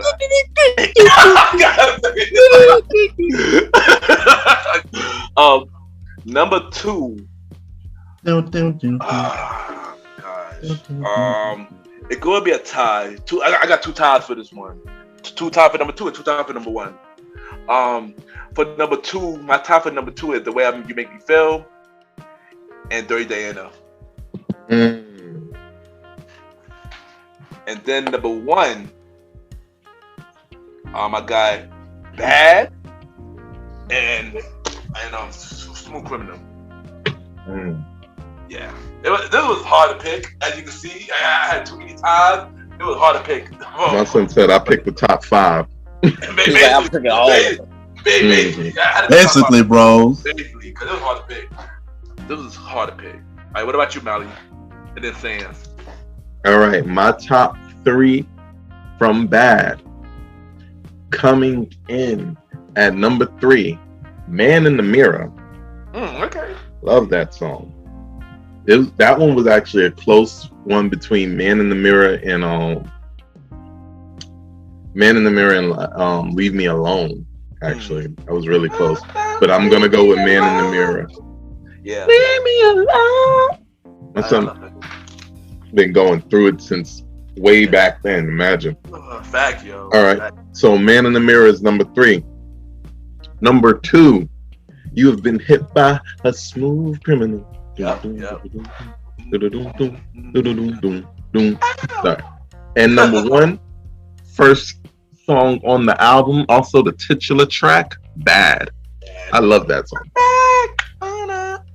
You want it? Did I feel like about the back of my mind with the back you once again? Who's back? Yo, mine. We don't get into that. We won't get to that. And what about you, Sands? Chris was not having it. We won't get to that. Not having it. But for 3, I'm gonna go with. You already know I'm going with. La period girl. Finally, son. Hey. Number 2, and this is kind of more like very important to me. Man in the Mirror. I have to agree with Alvin on that one because before we solve each other's problems, we need to look at ourselves first. Yeah, you know, I'm all about self-improvement, which you will see in the season 3 of King Talk with Aaron Sands, dropped December 23rd. Shameless plug. So yeah, Man in the Mirror is my number 2 favorite track in all of Bad, and number 1, because I've dealt with some dirty bitches in my life. Diana. You know, got it. Dirty Diana. And fun fact, I've seen you go on YouTube, right? Yeah. You watch like a Sonic 2 walkthrough. Every boss battle has Dirty Diana in the background. Oh wow. That's an instrumental. I was like, yo, that's just funny, but it's fire though. Also, it embodied like the 80s and 90s, you know? It did. And we're gonna talk about Sonic too. I got something to say. We're gonna talk about Sonic as well, but Roddy, what you gotta say, son? It's like the production on Bad was so great, man. It was. Look at these songs, like Smooth Criminal, great song. Yeah. Bad, Dirty Diana, come on. That production was on point. It wasn't as big as Thriller, but come on, bro. Yeah, but of course, you got to shout out to Quincy Jones again. And this was a Quincy Jones production as well. Shout out to Quincy, man. Legendary Quincy, man, for real. Quincy did his thing. I agree. He definitely did. I gotta say, did his thing. He did. No, he did. He did his thing. but I'm gonna go back to Malimal question that he asked for Thriller. What is your least song that you listen to on Bad? I can answer this. I can answer this easily. Mm-hmm. I want me to go first for this one? Want me to go first for this one? Mm-hmm. Alright.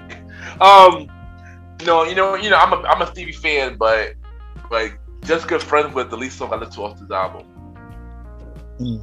Just Good Friends. That was the least song. That was my least favorite song off this album. And I'm a Stevie fan, but yeah, I didn't listen to the song live at all. I think. What about y'all? What was your least favorite song of Bad?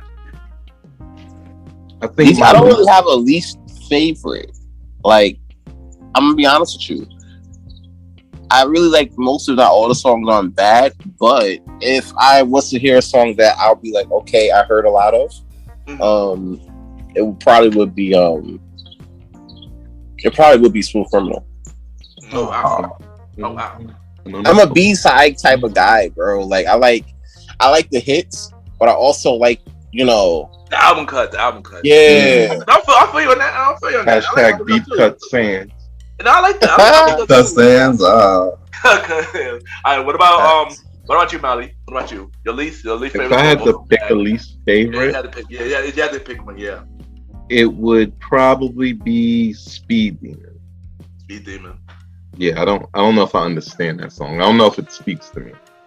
That's my second least. Speed Demon. Same here. That's my second least. I like playing playing Speed Demon on Michael Jackson Experience when we had the Wii. Oh yeah. Like, that was my shit. I always forget he had a video game series. Yeah. Actually, now that you mention it, I might got a fun fact for that. I didn't mention it. Hold on, I gotta say my least. No. After Roddy's done. Go see Roddy. Your thing, but wait. So yeah, but I don't know. I always skip over another part of me. Oh, another part of me. I like that song. I used to skip over it a lot. The Speed Demon second as well. So yeah. Yeah. All right. So you already know it's time for some fun facts about Bad. So Bad sold 35 million worldwide. Woo! 35 million worldwide. Yes. It was 11-time platinum. 7 songs charted, and 5 number 1 songs for Bad. So I Just Can't Stop Loving You, Bad, The Way You Make Me Feel, Man in the Mirror, and Dirty Diana. Also, Michael Jackson had a movie that came along with Bad called The Moonwalker, that had Speed Demon, Bad, and Smooth Criminal. The full Smooth Criminal video, which was also ridiculously long. Yes, it was. But long. Bad was like Bad was like 30 minutes. It was 30? Yes. 30 minutes, yeah, the original one was 30 minutes. Yep. Shout out to Wesley Snipes. Wesley Snipes in the video. Mm-hmm. I'm bad. You nothing. You ain't bad. You ain't nothing. Oh man, classic yo. Also, not only that Michael Jackson had a movie for Moonwalker, he also had a video game too. Now that you mentioned it, they do Mali and Sands. He did have a video game on the Sega. Whoa. Mm-hmm. Moonwalker, yeah. Shout out to Sega. Facts. And also, we mentioned Prince earlier. You know, Prince was originally supposed to be on Bad, but Prince didn't want to be on Bad because he didn't want to say, your butt is mine. And stuff like that. It's the most redactive thing from somebody, from him. This is a man who was famous for his blouses. Oh, here we go. Like, can we have got? I feel like he could have just gotten the bag and gotten beyond that. I feel like it's not even his hill to die on. How you don't want to say your butt is mine when you're famous for basically cross-dressing? Come on, Mr. Androgyny. Come on, my guy. Nah, that's where it drew the line. You know what I'm saying? Like, listen, you're not saying that to me respectfully. Like, no. So he's not going to draw the line at pantyhose. He'll draw the line at your butt is mine. Yeah, nah, bro, because that's wild direct. Like, come on. Hey, yo. Yeah, I'm not gonna hold you, son. That would have been a dope collabo though. So Michael Jackson and Prince. I know we spoke about this on Premiere Boyz Podcast, but that would have been a dope collabo. So I'm not gonna hold you, man. That's the personification, honestly, of the '80s. It was right. Like, like I said before, if aliens wanted to know, came to town, and was like, yo, we were having a conversation on planet and we wanted to know what the 80s was like. Can you please tell my mans over here what the 80s was like? All they gotta do is go to Thriller, bro. That's That was bad. it. Boy. Or Yeah. bad too. Thriller, bad, dangerous. Mm. That was Thriller and it. bad. Dangerous came firmly in the 90s. Yeah, Yeah, but you could like end the video with dangerous a little bit, a little preview. You know what? He's telling the aliens, well, here's what you'll get if you sign into. Well, you know, before we move on to dangerous, do anybody got anything else to say about bad? I think it's amazing that Bad sold 35 million records. Facts. Like, you did something when selling 35 million records is not your best. Yeah, That's insane. But that was his average. that was average, yo. That was Like, his like- average. 2 albums yet. Woo! That's insane. Like, if he dropped that shit on like September 11th, he's selling like 50 million albums off top. But yeah, think Right. about that was his second best album because remember, Off the Wall was 20 million. So Right. So yeah, so that's actually good. That's actually good though. That's actually So, good. Like, 3 albums in, he's already at 125 million records sold. 3. He has more than 3 albums. All right. That's Crazy. Also mentioning that Bad had a 25th anniversary album as well. Damn. Mhm. Yeah, they did, and they had songs like Streetwalker, Spoken into the Fly Away. I want Fly Away. My bad. Streetwalker, and Fly Away. So that's a song that he had on the 25th anniversary, and some interviews as well with Quincy Jones. And let's not forget that Afrojack remix to Bad with Pitbull, which I like. Oh, I forgot about that. I didn't know about that. I didn't. forgot about that. Afrojack had a remix. Bad. With I forgot Pitbull. about that. I forgot. I'll look that up. Thank you for telling me that. I forgot about that, Mally. I really forgot about that. Not gonna hold you. I really forgot about that.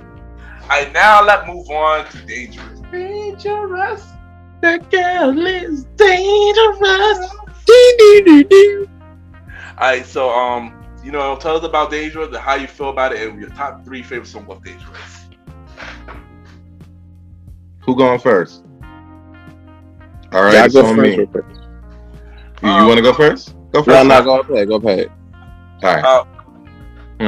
Go Mally. Go Mally. Okay. All right. So, Dangerous. This is the album that I realized people were slept on. This album was considered a flop by Michael Jackson. That's Do y'all know that?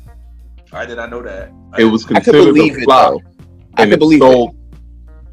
Well, I ain't going to go through the numbers. I'm going to say that at the end. But when you hear the number that was considered a flop, I'm not gonna hold you based on the Coming numbers. to Michael standard. For Michael standard, it's shocking. But based on the numbers, these numbers did better than Off the Wall. So I'm like a little bit shocked that he said it was a flop to him. they Yeah, but considered you it just a flop. got but Because you just got finished selling 100 million records off 2 albums. Yeah, I get it. Yeah. You got to average like 45, 50 million albums on the next one. Yeah. Right. My son zenith out. But as far as my top 3 from Dangerous, number 3 would be Keep It in the Closet. In the Closet. Yeah. Hey, yo. Hey, we out here. Look. Dude, we even got a fun fact about that. I'm gonna say that for Molly though. That for Molly. But continue, Molly. My number 2 is going to be my number 2 is going to be the titular Dangerous. The girl is dangerous. And number 1, I don't think number 1 could be any other song, but it would have to be Remember the Time when we fell in love. Do you remember the time? When we first met, girl. Oh, Yo, he took her to Spain, bro. How the king ain't know that? In Spain? Y'all had a time in Spain, bro? That's crazy. First of all, the king is slipping Did he not wonder where his woman was for like 2 weeks? Like, Bro, keep in mind, they had no planes, no modern transportation. She went camelback to fucking Spain, bro, and you ain't right. know. So that was like 3 months. Like, you ain't know you had your chick in 3 months? That's wild. All right, for me, I'm Dangerous. I like the Dangerous. Shout out to my guy Teddy Riley for this album. Also, Jimmy and Terry Lewis too. Jimmy Jam and also with the production of this album as well. So shout out to both of them. This is not my all-time favorite Michael Jackson, but this was still my good Michael Jackson album though. My top 3. Funny, I might have to agree with Mali on all the choices. In the Closet is number 3. Dangerous number 2, and Remember the Time was number 1. I agree with Mali. I agree with Mali completely on this one. I'm gonna have to adjust mine. I'm gonna have to adjust it. I just adjusted it. I feel about Dangerous. Do you think? All right, so Dangerous. I feel like Mike already proven that he could sell like 45, 50 million albums like that, right? Yeah. So it's like, I bet you already mastered that game. Now at this point in time in his career, he was getting more into the shows, the concerts, how to perfect his live shows. This is right around the time where, on average, there would be like 5 ambulances because man would be on stage for like 15, 20 minutes and just stand there, and like 6 ladies would just faint. I saw a dude. It was grown men losing their whole life points. He lost all his life points. Oh my God! That nigga was sent to the shadow realm in the ambulance around this time. You feel me? So I could understand why he let this album kind of go a little bit, because he was kind of gearing into different things. Yeah. I have to disagree with Alvin when he talked about Dangerous being in that trilogy. It's not better than Off the Wall. And I'm gonna be honest with you, I could understand why critics give it a flop, because when you just hit Thriller, you just did Thriller, right? And then you just did Bad after that, which you could debate whether 1 is 1 and 2 is 2, but everybody knows Dangerous is 4, right? Yeah. I feel the same way. Dangerous is number 4 on my list too. I agree. As for number 3 for the songs, I'm gonna go with Dangerous, Sister Track, because there's 2 songs that are way better on this album. Number 2 would be Remember the Time. Bro, if my chick left for 3 months to go to Spain on camelback, I would be sick. That video would have only lasted 6 minutes and 32 seconds if I was in that shit. You feel me? Like, nah, ain't no way. Ain't no way. Shout out to Eddie Murphy in that shit though. Shout out to Magic Johnson. Magic Johnson too, yeah. Magic Johnson in too, yeah. Wait, shout out to the Queen. That was Iman. I can never call her name. Oh, I know exactly what you're talking about. Exactly. I know exactly. Yes, Chanel Iman. I know exactly what you're talking about. Yeah. Was she the one that? Was she the one that played? No, maybe not. I would say the Lion King. No, that wasn't her, right? No, she was just a model. Oh, she was a model. Okay. I was thinking about the wrong person. My bad. My bad. I was thinking about the wrong person. All right. So and she was in House Party. Class act, not House Party. Class act. Got it. I know. Exactly. No, it was House Party. It was the house party after they went to college. Yeah. Oh, yeah. Number two. Yeah. Okay, got it. All right, so number 1, right? My favorite song on this whole album gotta be Jam. Yeah, everybody in that video too. Jam. You got Macaulay Culkin. Yeah, Michael Jordan up in there. Jam. And all the sports niggas in the 90s pulled up to Jam, bro, and got lit. And Mike was just dancing in the background because he was excited to have like Macaulay Culkin meet all these sports players. You know, so it was the video for that shit was just like a lit day with Michael Jackson, and they was like, "Yo, let's film it," and that became Jam. Basically. Yeah, basically. The most lazily creative shit I've ever seen. Like, nah. Actually, Jam is number 4 on my list. Actually, Jam is number 4 on my list. I actually like Jam. Jam number 4 on my list. Roddy, what about you, yo? Let me see. So number 3 gotta be In the Closet. Okay, got it. Keep it in the closet. Black and White. Black and White, okay. And number 1's gonna be Remember the Time. Okay, got it. My song goes Black and White for the number 2 spot. In the park on the beach. Yeah. What? Well, we're about to say least. What about your least? I'm gonna get some heat for this one. Least, Black and White was my favorite. You said Black and White was your favorite? Was it my favorite? Was it? Oh, me and you on the same page with that. Oh, okay. I actually could third that. Yeah, it was about. I mean, the beat was cool, but the song is kind of catchy the when you video hear it. was weird. Yeah, the video. I'm okay with the video. It was a little weird. Okay with the video, but the song itself, I just wasn't feeling the song like that. Basically, that's where I was. Especially I felt like it would be on like Full House or something. Yeah. And you know what's crazy? This was at the point where Mike was at probably his lightest. Yeah. Oh yeah. So when you're talking about as black as white, I'm like, for real? Really? I get what he was doing. I get the point of it, but Mike. No. Yeah, like for real, you? No. Yeah. It wasn't my favorite. It just wasn't my favorite. It was the best song, bitch. It was my favorite. I do. 10 years ago, you were black. Like, come on. Yeah. And oh man. And clearly, all of us said the same thing. But Roddy, what about you, Roddy? What about you, Roddy? Yeah, because Black and White was Roddy's number 2. Yeah. That's facts. You gotta explain this. Yeah. I don't know. I wasn't a big fan of Jam as a song, but the video I was with it. Okay, got it. Oh, you didn't like Jam, but you like Black or White? Yeah, man. That's crazy. A little different. Not gonna lie, that's a little different. All right, so Jerry, I dropped some facts about. I'm judging. Me too. It's time to drop some facts about Dangerous. Yeah. All right, so Dangerous sold 32 million. Worldwide, yes. And mind you, this did better than Off the Wall. Mm-hmm. So tell me again about which trilogy is the trilogy? First of all, the tour, like I said before, the tours helped push this album, though. Yeah, that's true. So he wasn't touring with Off the Wall? Sure not like he was. His tours wasn't as good as it was back then. Right, because he didn't have Thriller. The thing, Off the Wall, we were touring Off the Wall. He was doing with the Jackson 5. He was doing exactly. That's true too. Yeah. And that's the thing. Like the new exposure that he was getting, probably propelled Dangerous to better numbers. I can say honestly, if he wasn't touring, he probably would have sold like 26 million.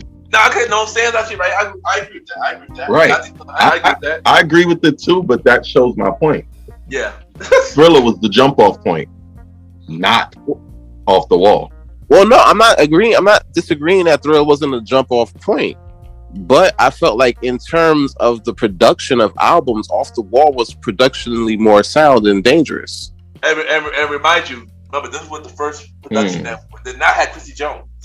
This had Teddy Riley and yeah, it was the first. It was the first album since Off the. It was the first album he had made since before Off the Wall that did not have Quincy. Yeah, basically, yeah. They had that Michael. Yeah, basically. It's like when you go. It's like when you go to your favorite restaurant and you get the yams and you really like those yams, and then you leave. Right, me too. And then you go there.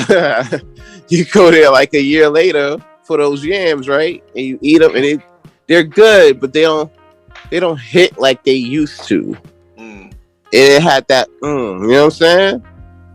That's Dangerous is the new yams. Stupid. No. Stupid. Also, Dangerous was 8-time platinum. 8-time platinum. Shouldn't even go diamond, bro. That's why it was considered a failure. But imagine, I think that, I get it in that case, yeah, I get it. Imagine selling 8 million records for anybody at the time. Like people used to celebrate going gold, bro. Yeah, that's true. For real. That's true. So imagine to this day. So imagine, especially because Michael came up in that time where gold record was a big achievement. So imagine selling 8 million records and your label is disappointed. Yeah, exactly. That is crazy. That is crazy. That's wild, ungrateful, bro. Like you ain't getting this from nobody else. You're not getting this type of output from nobody else. Dude, I mean, and you mad? His name is big. They already put pressure on him because he already. At this he bigger than life right now. So they Right. have to do more, do more. That's why midway through Bad, he was screaming, "Leave me alone." That's true. No, you're right. That's true. No, that's right. That's true. That's true. Also, Dangerous had 4 top 10 hits, with the only number 1 song that was on Dangerous was Black and White. So I see why everybody had that number 2. I see also, that had his still crossover appeal. Yeah. Because that song, if you really listen to that song, it is completely different from that album, honestly. It did. Like, it's weird. That song don't really fit that album. Right. That's what I'm saying. Like, I feel like that kind I of made it agree go with all over the place a little bit. Yeah, I agree with The that. song That definitely don't fit the album, but I could see the song making the album sell because I see who it was piloted towards. Yeah. Mhm. He would try to get more of the other side, basically, and not just the black audience. So Right. yeah. And even though this fact is like a couple years later, he also produced music for Sonic 3, but he left the project. Yes, he did. Yes, Mhm. he left the project and it became uncredited, basically. Oh Yeah. wow, That's why. We know why, but we don't have to bitch that part. But we know why. But racism. No, it wasn't No. racism. it Nah, was. We know the reason. We have to. We ain't gonna discuss that. Listen, we could discuss it. We just know that he didn't do it. Yeah. a fact. I agree. Period. He didn't do it. Y'all could, whoever listen out there, you want to fight me. He ain't do it. There's That's too a much fact, proof and evidence that he did not, including 2 cases he won. Against the ruined- hefty guy who has Y'all high success rate. ruined Sonic 3. I Because agree. Sonic 3 could have had way more Michael Jackson in it than it did. But remember, Sonic 3 and Sonic and Knuckles. So both of Yes. us together. So yeah. He would have did the whole thing. Yes. Yeah, that would have been fire, man. Michael They had to ruin it. I agree, man. Uh-huh. Man, that would have been so fire. I'm thinking about it, get me upset, Nelson. Yeah, that would have been fire, bro. Jeez, man. That Right. would have been fire. But just for shits and giggles though, if you play Smooth Criminal against Ice Cap Zone, Oh my gosh. Oh no, My favorite song off Sonic 3, so oh my god. it blends. that's insane. Oh my There's god. a few more that I can't think of right now off the top of the head, but Launch Bass, Launch Bass. I can't remember what Launch Bass sounds close to, but it's off Dangerous. Oh, it does. Yo, now you gotta make me want to play Sonic 3 now, son, and Sonic and Knuckles, man, and just to hear the music. I agree. Cause when I was playing it, I did hear some Michael Jackson inspired in the music, though. I'm not gonna hold you. I did hear it. Mhm. I'm not gonna hold you, son. But yeah. So also 2 more facts. One of them, Malimal. I'll let you say this fact.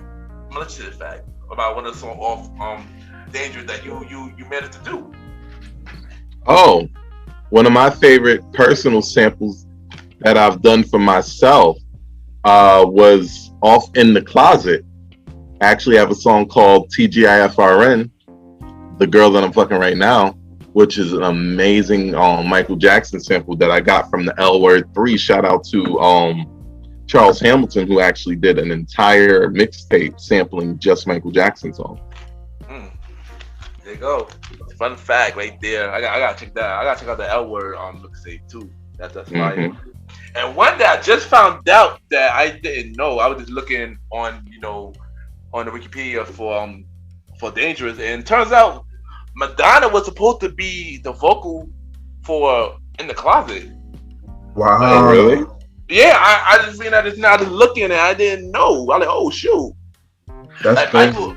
Michael wanted Madonna to do for the duet for the half In the Closet, but it was replaced instead with Princess Stephanie or Marco.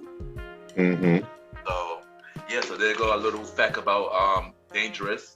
And now we'll go into history, the past, the present, and the future.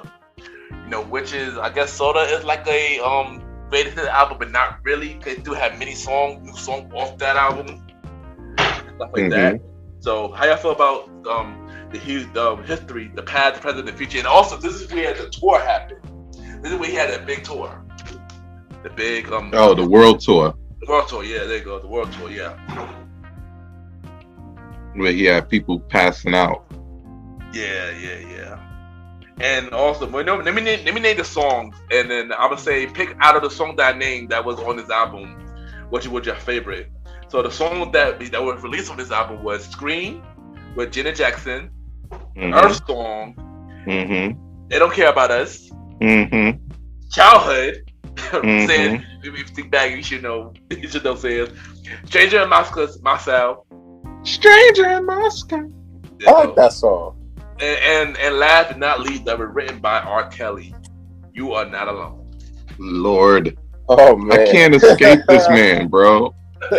Well, sadly, it's another song that he got on his list that he wrote, but we're gonna mention that a little later. But yeah. Honestly, we can't be talking too loudly about Michael Jackson R. Kelly collaborations because I know. One did it and one didn't. Basically. Yeah, we got that. Basically, but out of the songs I just mentioned, I guess pick 3 of those songs that was your favorite. Who going first? I mean, I could go first if anything. Go ahead. Okay, go first. I could go first. My 3 favorite out of this list, out of the history album, was "You Are Not Alone." We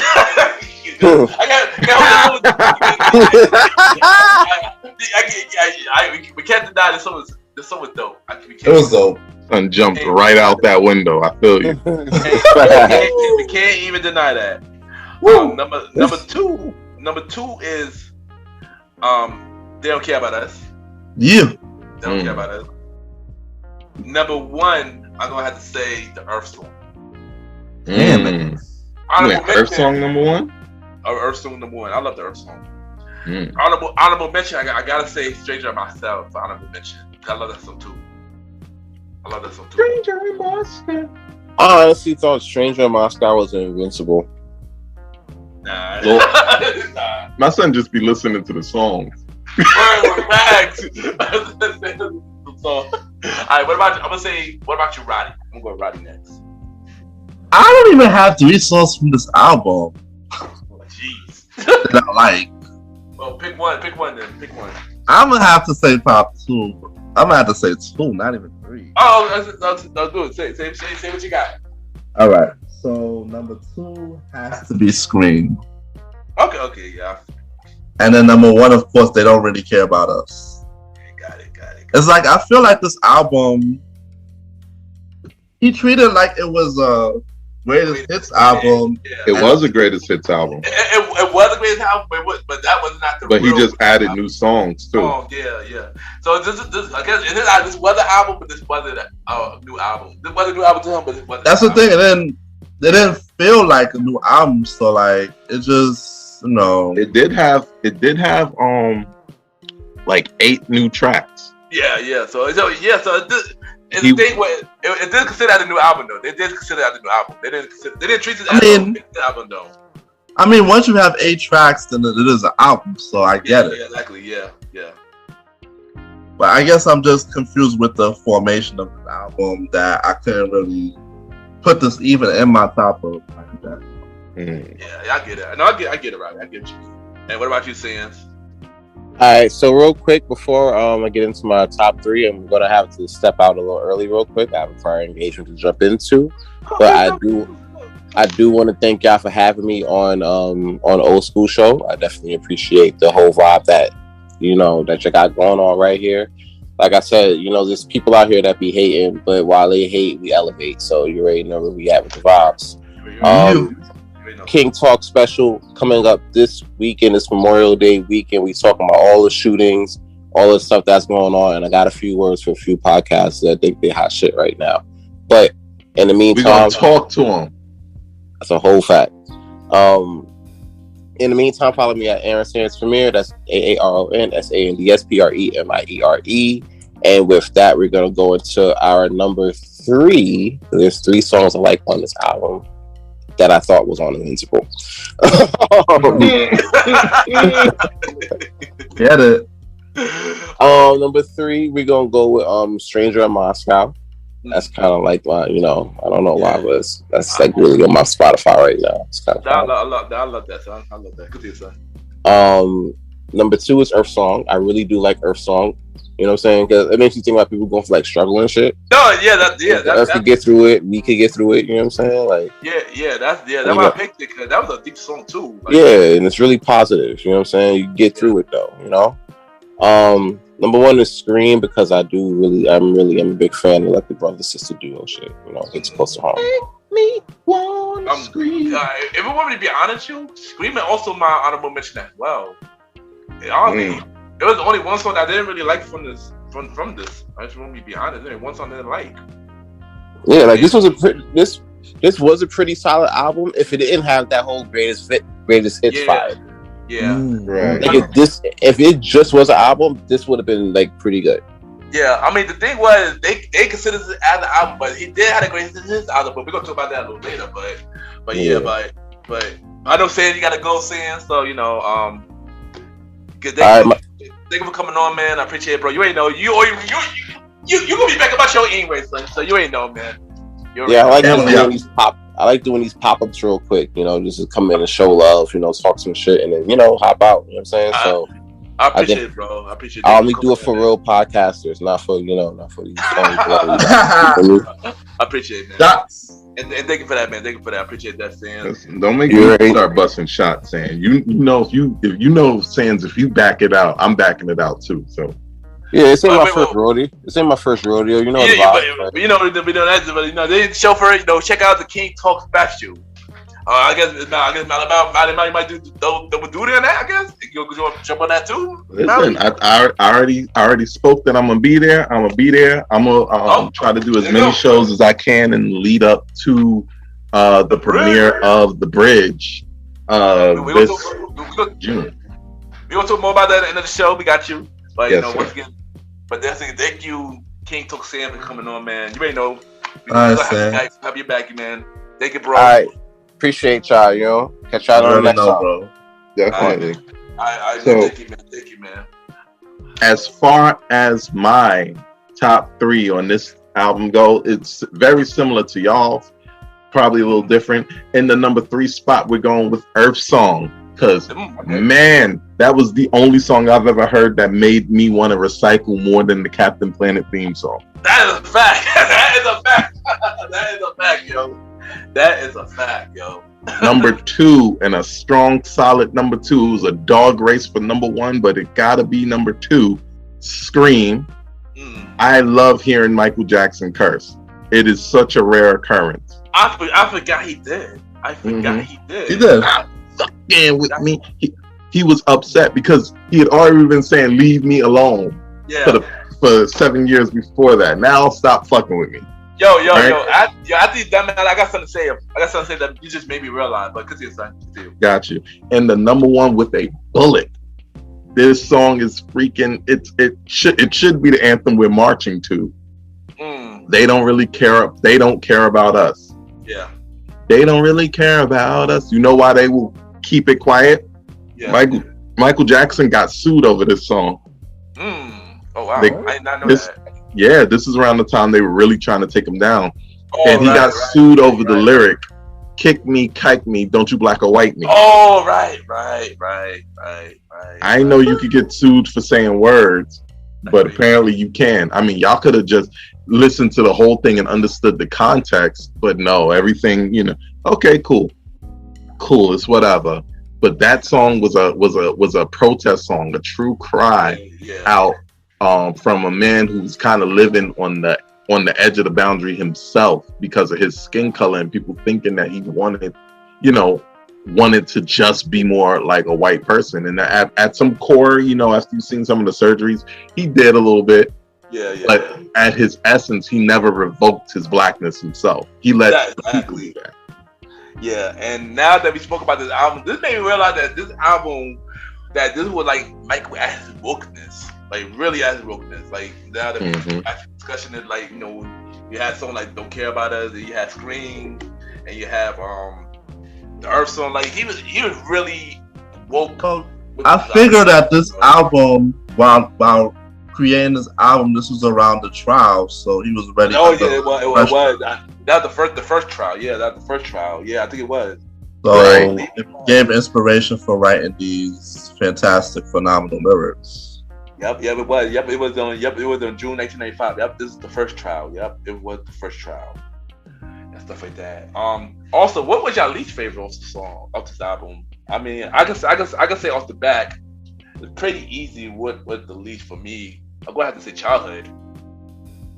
Childhood. Yeah, that was not my favorite at all. Like, I'm not gonna hold you. That was not my favorite song at all. It's funny because I'm looking at the list. I don't see that. Oh yes, it is. Never mind. Yeah, it was on the same list as I think as Scream. It was on the same row as it's the 25th track. If I had to pick one, I have to go with the default right now. You Are Not Alone, mostly because Kelly. I get it. And for me, I don't know. I know you like this song, Ken, but Stranger in Moscow wasn't my favorite.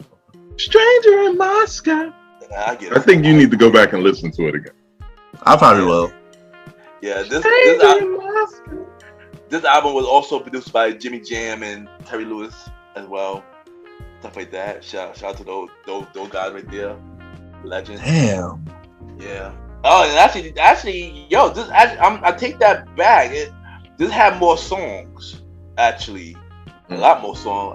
I get it. Okay, so I read it kind of wrong. So one side was the greatest hits side, and the second side was the album side. Right. Like all new songs. Like so. History, past, present, and future. Yeah. Yeah. There you go. Yeah. I forgot most of the other songs like Money and Come Together. Which was Paul McCartney wrote that and stuff like that. And I believe he had a song with Biggie in this album too. Yeah, one song with Biggie as well. I forgot what the song called though. He had a song with Biggie? Yeah, two songs with Biggie. Yeah, one was in what? And I think on this song album too. I believe it was on this album too. I forgot what the song called though. Are you sure? Because I know one of them. Oh yeah, I know that one too, but he definitely had two. I don't know. I want to make sure. I want to make sure. This time around. Yep. You're right. Okay. This time around. Okay, there you go.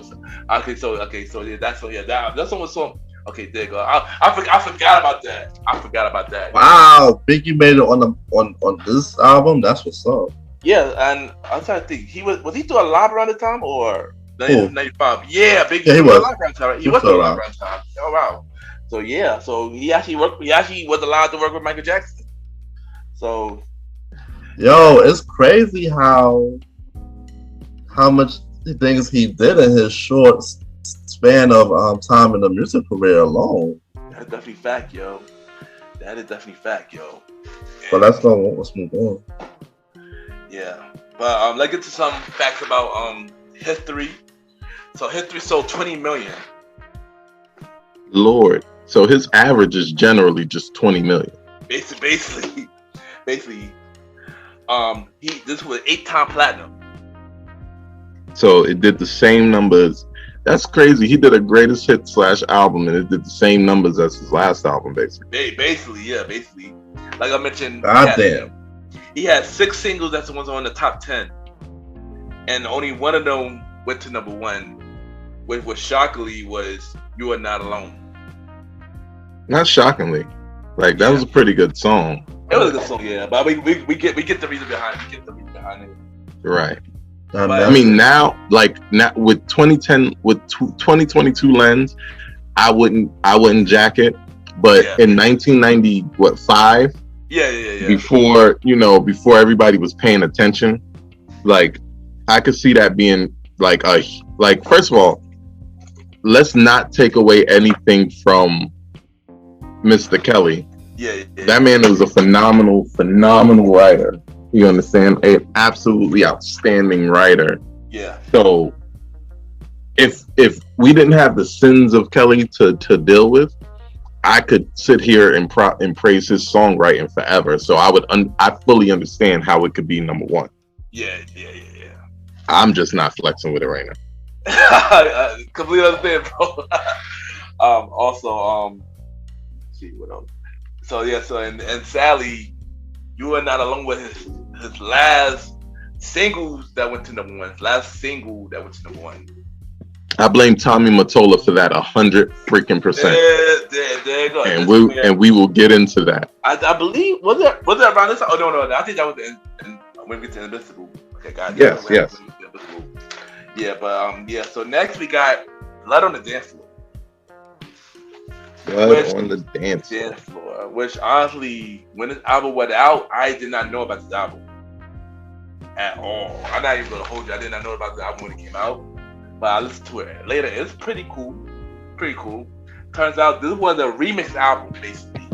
Mm-hmm. Oh. Yeah. So like it was a remix album for Song for History. Then it had some new songs as well. Although, for a remix album, it did, like you said, have a good amount of decent songs. But basically, it was supposed to be. It was just basically a follow up to History. Even to its name, History in the Mix. In the mix, yep. And I believe he had 5 songs off this album that was brand new, or 5 or 6 off this album that was brand new. 5. No, that's 5. My bad. Blood on the Dance Floor, Morphus, Superfly, Sister, Ghost, and Is It Scary? Yeah, Morphine. Yeah. My bad, Morphine. There you go. And and I'm gonna be honest. I did not listen to this album too much, but I did like Blood on the Dance Floor. You know, I loved Blood on the Dance Floor. Yeah. Ghost was a good second. And this is the first time I'm going to say this, and the only time I'm probably going to say this about a modern Michael Jackson album. Yeah. The rest of it was not. I agree. You know, you feel me? Yeah. But Ghost was really good, and all these remixes were cool. Yeah, the thing about it, Ghost with another video that was like a 30 minutes long video. Yes, it was. Lord, it was way too long. It was, yeah. I couldn't finish it for some reason. It was way too long. I'm gonna try to watch it now, but it always every time I try to watch it, it was way too long. I agree with that. That's the one thing that honestly, if I had to say, this was not my favorite Michael Jackson project, like at all. No. This would probably be the least favorite out of the entirety. Wait, I take that back. Yeah. My least favorite is probably Ben, actually. Well, yeah. but yeah, kid. I'm not jacking a song about a mouse. Wow. No. Nah, not here too. Yeah, but I didn't even know about this Blood on the Dance Floor album. I'm not gonna hold you, me either. When it was out, I didn't know about it. I found out about this after he died. So damn, you ain't found out about this until 2009? Yeah. This is the only album I didn't know about. So yeah, I knew about it. I just knew from time that it was not my favorite. Got it. I didn't know about it in '97. I was 7. I just discovered Biggie in '97. But I definitely did know about it eventually. I learned about it a little bit after Invincible, because Invincible had me so taken aback that it really drew me into just deep appreciation for Michael Jackson. Yeah, and that's, before we get to Invincible, that's next. Let's get to these little facts that we got. This album sold 6 million. Jeez, Michael. World? Yep, worldwide. Definition. Now, even though that's still good numbers for anybody else in the world, that is an ultra flop for somebody who just averaged legitimately 20 million every single drop. How much was it? How much was it, Ken? 6 million. 6 million. Yeah. You see? Gee, yeah, I know. So. Literally, almost 92% of every other artist of every other genre, 6 million is a success. Yeah. But to Michael, it wasn't. I get it. To Michael, it was. It wasn't. Yeah. You heard that sound Roddy just made? Yeah. Roddy made it sound like he heard the album sold 14,000. Yeah. Also, this album only went platinum. One time platinum. Mm-hmm. It makes sense. Yeah. Makes sense. He sold 6 million records in the world. Yeah. I know he didn't do too many platinums off of it. Nah. Yeah, but also, reviews-wise, it got a lot of mixed reviews. As people enjoyed it, but people didn't enjoy it. I understand, because at this point you done dropped basically 2 compilation albums back to back. Yeah, that's true. Yep, that's true. The first one we was jacking. The second one, come on, Sean. Yeah, but Michael took a long break. He took a long break, and he came back in 2001. He came back with Invisible, the 10th album, the 10th and final studio album that he was alive, that he actually did. Yes, there you go. So let's do this. Y'all. I know y'all will wait for this. Y'all will wait for this. How y'all feel about Invisible? Y'all wait for this. And let me look for the actual stack for this. I didn't get the actual numbers for how much it's sold. I'm gonna get that. We'll look for that real quick. But how y'all feel about this album, y'all?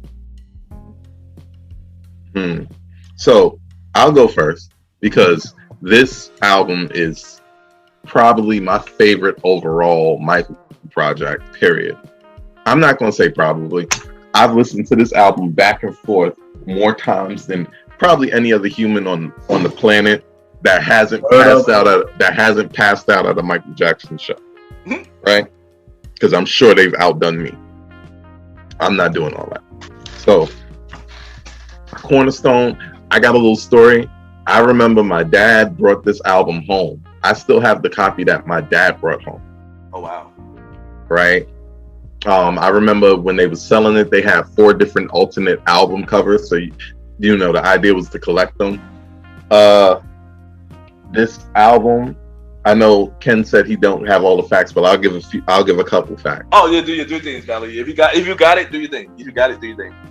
This album actually sold 2 million in its debut. Oh, wow. Which for everybody else, 2 million. 2 million domestically.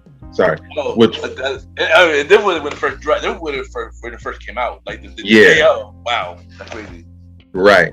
So it sold 2 million domestically, which is a fail for Michael Jackson. However, the album was his least promoted album of all time.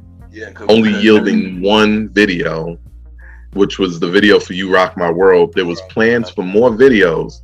But we know what happened. Everything that was going on at that time was he was at war with Tommy Mottola and Sony. That too, right? That was actually the bigger part, because I promise you this, between September 11th just happening, it was a lot. It was a lot against everybody was not doing the numbers that they could do in the months following September 11th. That's true, right? That derailed D12, and even though Blueprint was a classic, it could have sold more if September 11th did not happen. That's true. Yep. Okay. Yeah, you're right. You're definitely right.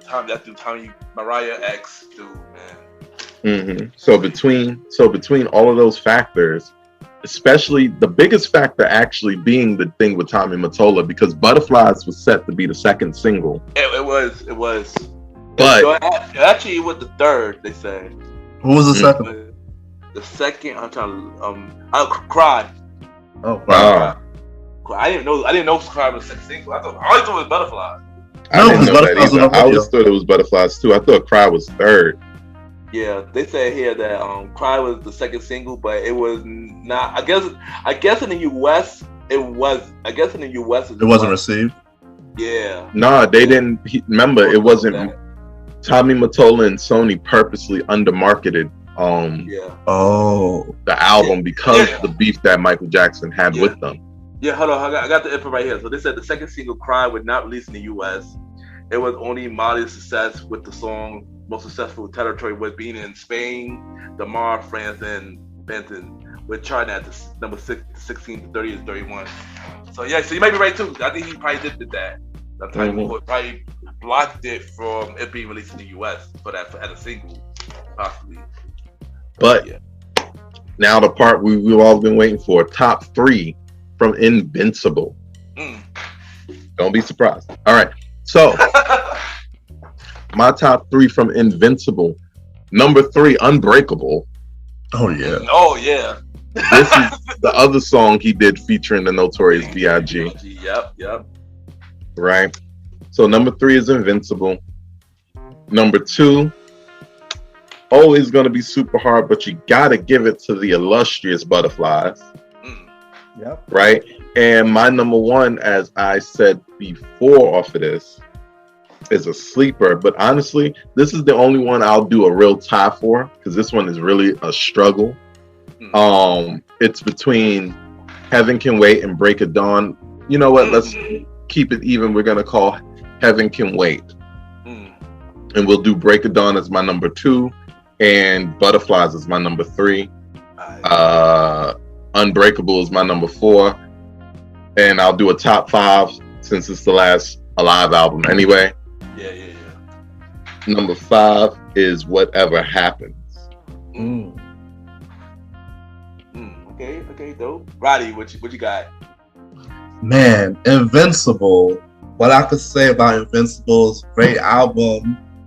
I ran it just as much as you, Mally. Like, you go get in the car, be driving, and that shit will be bumping from front to finish. We'll go on trips.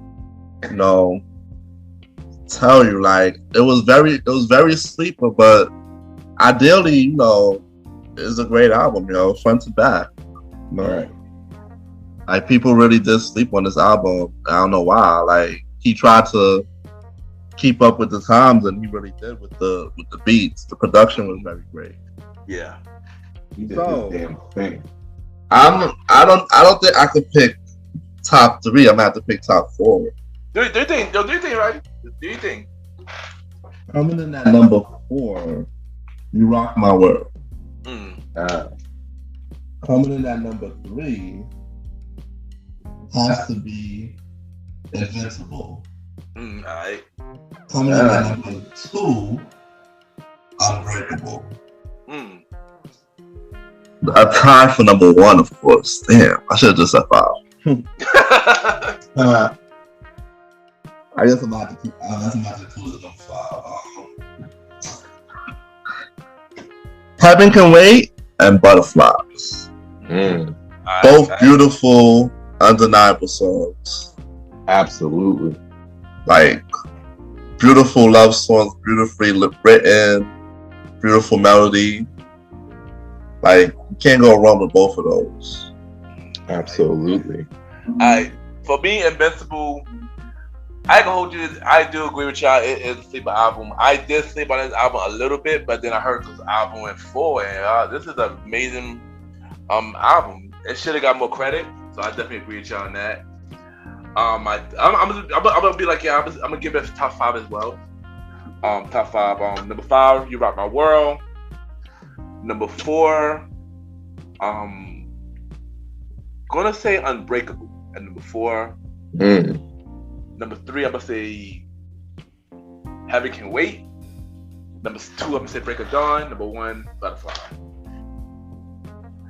And I looking at this list, and I didn't know Tyrese was wrote on this album. Listen, there's a lot of people who snuck in little things on this album. That is true. A lot of people. I look. Of course, Teddy Riley was on this project. Of course, Babyface was on this project. Yep. Tyrese was on this project. Brandy. Oh, Brandy was? Brandy was? Yeah. Oh, Brandy has vocals on Break of Dawn. Word? I didn't know that. Oh wow, I did not know that. Oh, that's dope. R. Kelly made it back to this freaking album. He R. Kelly too? Oh wow. Oh yeah, he did Cry. Yeah. I didn't know that. I did not know he wrote Cry. Wow. So you already know what's my default least favorite, but that's actually if it wasn't for that, The Lost Children probably would have been my least favorite. I think I might agree with you on The Lost Children as well. I'll agree with you on Lost Children as well. What about you, Roddy? What's your least? I'm gonna be third and say The Lost Children. Alright. So we already know around the time you said about the whole Tommy was Tommy Mottola. Yeah. That monster. He is a monster, man. Terrible man. And you may say some of the facts about this album, Mally. I'm gonna say something a little bit more. This album did debut at number 1. This album did debut at number 1. I don't remember how many weeks it did number 1, but I know it definitely did debut. This was double platinum, And here come a left field fun fact. Michael Jackson made an appearance, a cameo on the Men in Black 2. Yeah, I remember that. Yeah, he made. I definitely do remember that. Yeah, he made an appearance on the Men in Black 2. And so after that was his last live album. So he did come out with an actual greatest hits album called The Number One Hits, the number ones, which had many number one songs on it. Which he had one new song off that album called One More Chance. Mm-hmm. But sadly, that album did not receive for everything that he was going through at the time with the trial. This was the second trial now. This was the second trial, sadly, and stuff like that. And of course, One More Chance was written also by R. Kelly again for a third time. But then I got something to say. I do agree with you, Mally, about he innocent. Michael is definitely innocent. But I got a bone to pick with somebody. I got a bone to pick with Flex Alexander. Oh yeah! Oh my God! I got a question actually, my guy. I'm a fan of you, dude. But what were you thinking when you made that movie? When you made that biopic movie with Michael Jackson, what were you? I know what he was thinking. Like, what were you thinking? Thinking I need a check. I've been thinking the same thing. Yeah, and the thing that bothered me is Flex was a fan of Michael, so the fact that he did that was kind of crazy to me. That's what got me a little bit. Like my dude, after you saw the script, after you saw half of the stuff that was going down, you really couldn't say, nah, this can't be done, or nah, I'm not with it. Come on, son. Yeah, that's what I'm. They would have got somebody else. I agree. Like I was like, dang, like Flex, like, dang, like why, like what, like. And it's bad because he'll always be remembered for one that. of them. Yeah, exactly. Remember for that. Yeah, exactly. Yeah, it's crazy. But sadly, number one did not make the charts because apparently at the time you couldn't add greatest hits album at the time. Right, to the chart. Yeah, until they changed the rules now until after Michael died, but at the time, when this happened, you couldn't add greatest hits. Couldn't add it to the chart, but this was added to the chart. It went to number one later, because after his death. But yeah. So now we about to be close to the end of the show, and now we are on the where this is it tour where he was announced that he would go retire. Mm-hmm. He announced that this was his last tour, stuff like that, and he was looking forward to it, and also, he rehearsed and everything. Then of course, in June 25th of 2009, Michael Joseph Jackson passed away. So my question to ask y'all is, when y'all heard this news, where were y'all at when y'all heard this news and stuff like that, and what was y'all mindset when it happened? Like when y'all heard that he passed away. Damn. I remember being there I was at my girlfriend's house at the time. Shout out to Jody. Mm-hmm. She took it really hard. Little shockingly hard being her boyfriend at the time, where she's mourning another man. But she took it really hard. I remember hearing about it. I remember, I'm the type of person, I'm not claiming it until it's really out there claimed. Yeah. And I remember when they said he had the cardiac event and all that, and they was trying to get him, and then he died. I was like, oh man, I really didn't want him to die, especially because he was coming out with the new album. He was doing his thing. I needed there to be a chance that we would go back and really go in and do a little bit more for Invincible, and then move on to This Is It, and This Is It be a smash album. I really wanted that, but sadly it just wasn't to be. Yeah, I agree with that, man. And what about you, Roddy? Where were you at when you heard stuff like that? I was in the house, chilling with my family, and then we see the news about the cardiac arrest and the news that it could make it. We were just glued to the TV for hours. And this was, he died in June 25th, right? So, yeah, June 25th, yeah. So it was a nice summer day, and we were just bored in the house, just watching, glued to the TV till the news came that he died. And this was something that, you know, was crazy. The whole world mourned. You know, it was just really sad to see Michael go. Knowing that, of course, he announced a few days, like Mally said, that he was doing the This Is It tour, and people was ready to buy tickets for that. It was a whole bunch of stuff that was going around and everything. It was just something that everybody was anticipating to see because it was Michael coming back, really big. Agreed. So everybody was anticipating this, and then you hear the news about him passing and this and that. So it was just real sad day. That's all I gotta say. I was, and I couldn't remember this. I remember this the day because, oddly enough, Rondell, King Toxin, my bad, King Toxin and Jerns came to the block that day, and we was outside just chilling, talking and stuff like that. I remember, and out of nowhere, we heard the news about he was in carried out arrest, and we were like, "Oh no, hope nothing happened," and stuff like that. Then like a few moments, perhaps like an hour later, my father came outside and told me, cause I was a Michael Jackson fan, so he came outside and told me like, Michael Jackson passed away. I was like, oh dang, and I took it hard. I was I've always been a fan. Also, like y'all mentioned about the This Is It tour, I was hyped because like Mally said too, like I was looking forward to see a new album from Michael and see what he was going to do next. And the fact that we never got a chance to really get that from his actual former Michael, that it was just sad, man. He left a legacy. I ain't gonna hold you. It's kind of hard to believe that he passed away. I'm not going to go to hard even to this day. Even to this day. It's too crazy. I'm not going to hold you on that. Mm-hmm. But yeah, after the fact, of course, he did come up with project. Came out with project. I forgot what the term is called. After somebody posthumous. Posthumous, yeah. Posthumous, yeah. Yeah, and he came up with 3 projects. Called he came out the This Is It collection, which was like another greatest hits, but also had a new song called This Is It on there.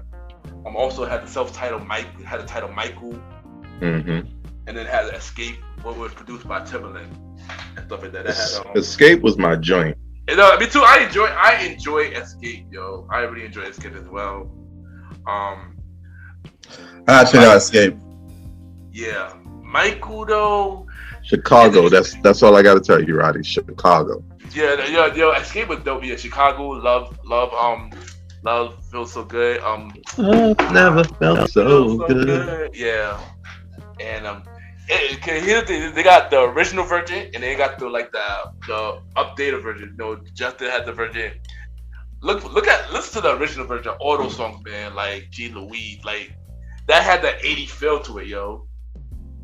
That had that 80 feel. Yeah, it's dope. That was a dope project, man, and it's really dope, man. So before we go, I'm gonna say some more Michael Jackson facts, and then y'all got any more to say, then stuff like that, because I just found one that Michael Jackson, he was a regular at the club named Studio 54. So, also, for the American Dream, he handpicked Angela Bassett to be his mother for American Dream. Wow! Like that. Yeah. Whoa! Yeah. Did he handpick Mr. Tima?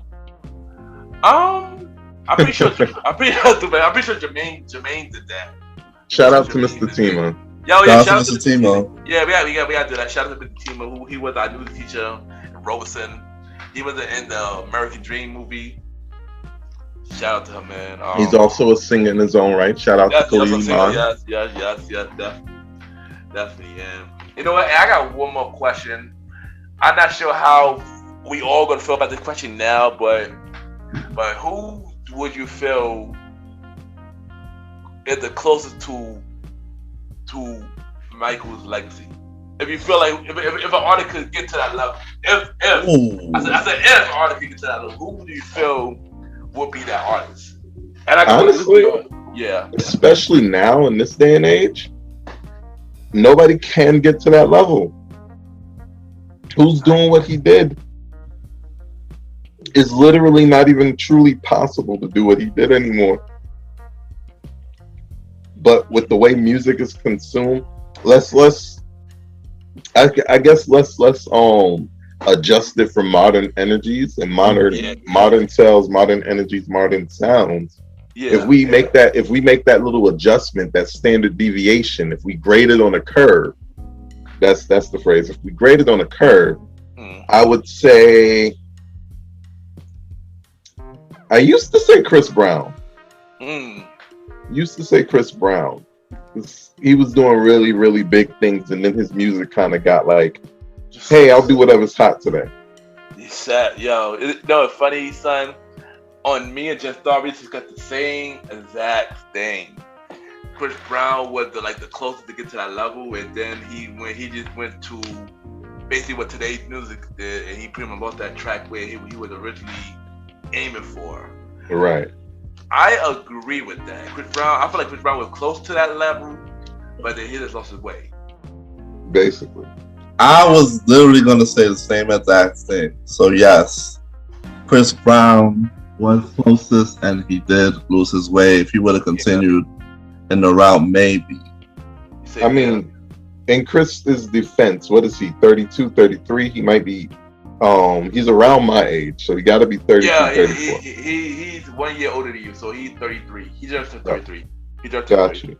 So he still has a lot of time on the clock to try to turn it around and really make the type of music that endears you into the annals of time.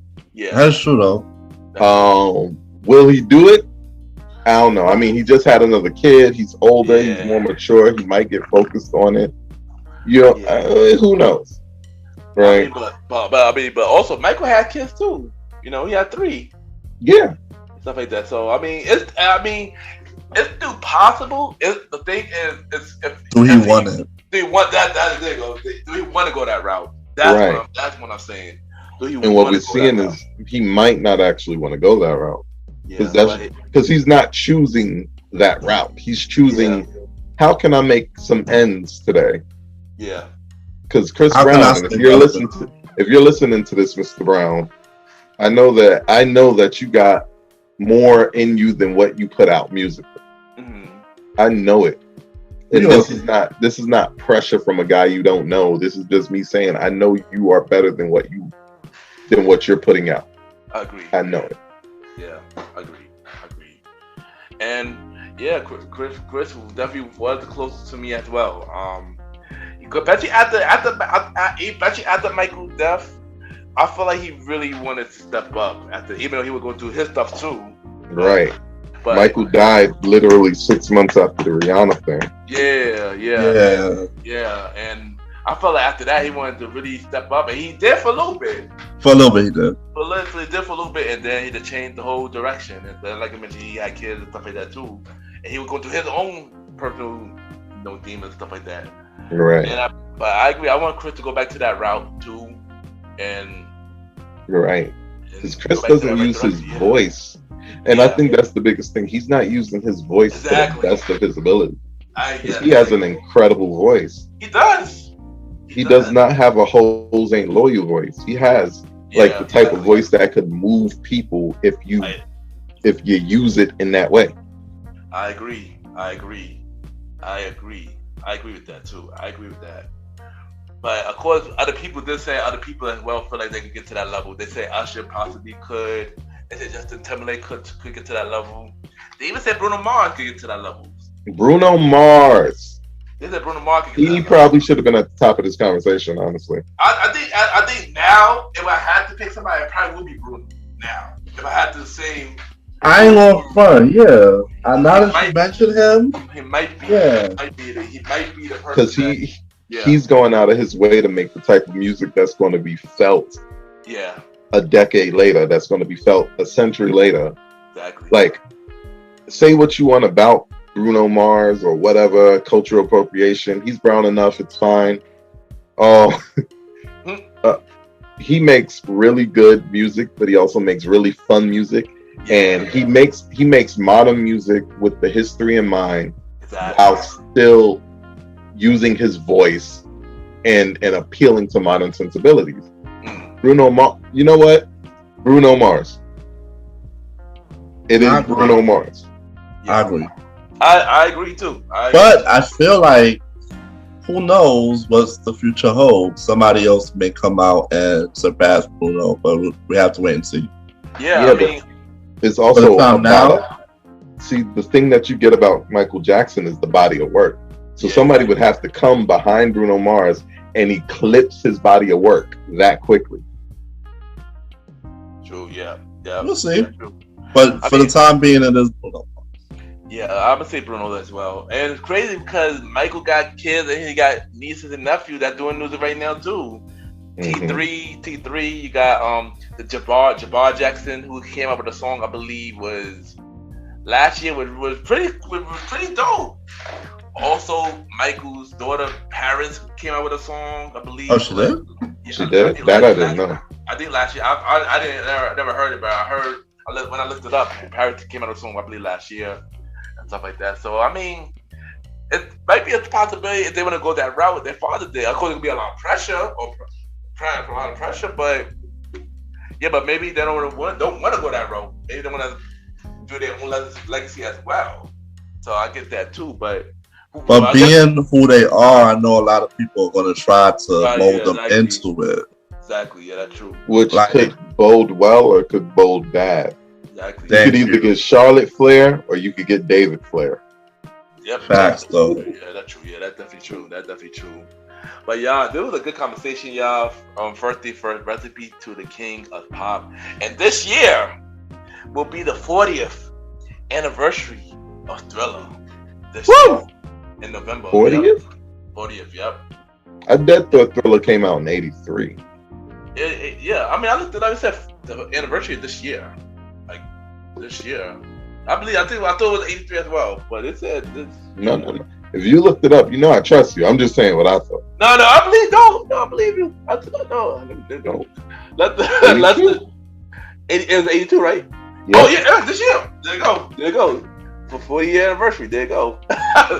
There you go. And they saying that Sony announced their 40th anniversary WCD reissue, composed of both album and bonus discs containing outtakes from the original recording sessions. The album also plans to be reissued on both Super Audio CD and Venti by Marble Fendi Sound Lab. Nice. Yeah, I want to hear it. Me too. I want to see what they're gonna do with that too, man. But you already know that is the old school show. The highlight, Michael Jackson. And thank you to the bro, Long Little Chief, Malimal, for coming on the show, man. Yes, sir. Yes. You already know, man. So glad to be here. You know it already. I'm really happy to be on these type of shows. Yeah, this was a fun episode. Also, we got a shout out to King Toxan for dropping through as well. A shout out to King Toxan as well, dropping through. Yes. Shout out to him, man. And shout out to my co-host, the star Roddy Rod. Yes, man. Always an honor, bro. Always an honor. It is an honor for me too. It's always fun doing the episodes, y'all.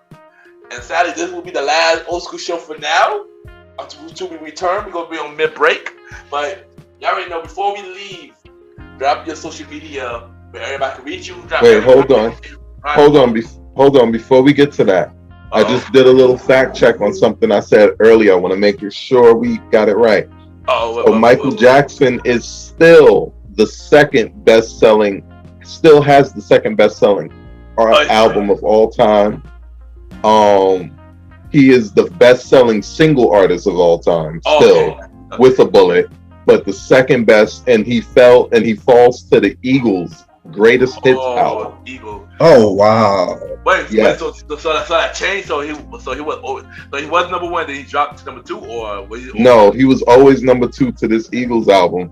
Oh, okay, got it. And as he sold more, they also sold more. So they went up from 28. Now they're at 38 million. 38 times platinum, aka 3 diamond and 8 platinum, versus Michael Jackson's 34 million. Gee Louise. Right. But we already know once that 4-year anniversary album come out, it's a wrap. He gonna It is a wrap. He gonna get that number one spot. Yeah, he gonna get the number one spot. But you already know, bro. Long Live the Chief. Drop the social media where everybody can reach you, and drop every project that you're doing. This is your time, bro. Then all right, listen. Everybody you next. Everybody after. All right, listen. They call me Malimal. Long Live the Chief. You know, this is Chief stuff we're talking about. So listen, guys. I need y'all support. I need y'all to have our back on this. We are jumping out the window. We are dropping a new podcast. We call it the Bridge Podcast, where we be bridging the gap between now and then, between the mind and between the spirit, baby. That's going to be co-hosted by my bros, the one and only Grand Shinobi Hassani and the Source King 21 Kyle. We're going to be on that show tearing it up. That show will debut in mid-June. All right, June 15th is the debut date. Okay.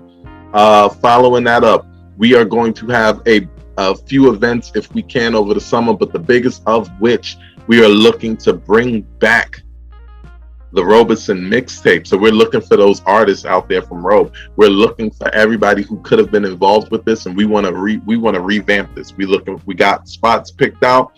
We just need the team. All right. Last but not least, the music is coming.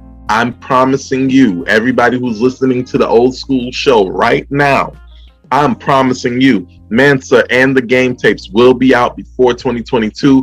We are looking for third quarter dates, right? So we're looking for Mansa around September. We're looking for the game tapes during the summer. It is all going to come to a head. So much of this stuff is written. We just got to get to the studio and perfect it, baby. We are out here. We're going to keep doing this because we do it for the love. We don't do it for the money, because if we did it for the money, we would have quit a long time ago. You are talking to the 40th MC based on Amanda Diva's knowledge of it. All right. If you've never heard that song, you can listen to it. Don't worry. You don't have to listen to it more than once. With that being said, follow me on everything. They call me Malimal. Just type it in. I will pop up. I promise. I'll be the first thing to pop up. They call me Malimal. You can Google me, baby. They call me. I'm not going to insult your intelligence and tell you how to spell they call or me. Malimal is Malimal. Straight up. Take it from here, Ken. There you go. Long Live the Chief. Yo, Star, do your thing. What Alright. you doing? Do your thing, bro. Alright. So you already know. I go by the Star Roddy Rod. You already know. Right now, check me out on my podcast tour. Also, look out for my new podcast coming soon. Don't have a date yet, so you already know. Conversation with a Star, and you can follow me on IG on the Star Roddy Rod. I ain't gonna tell you how to spell the Star. But Roddy Rod spelled RODDYROD. Check me out here, Old School Show. Check me out. Follow my page to get updates on me and everything that I'm doing. Over and out. Yeah, there you go. And thank y'all for listening to the Old School Show with myself and the Star Roddy Rod. We'll be right back. Cheers!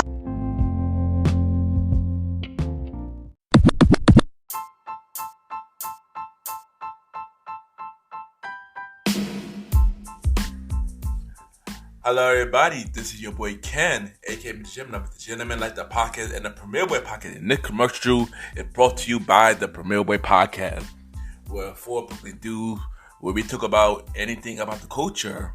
You know, hosted by myself, Ken, aka MrGentleman, Mr. Aaron Sands from King Talk with Aaron Sands, the Star Roddy Rod, who is also my co-host of the Old School Show, and Long Live the Chief Malimal. And we talk many topics, from politics, music, sex, love, relationships, and many more. And also every topic that's going on in the news right now.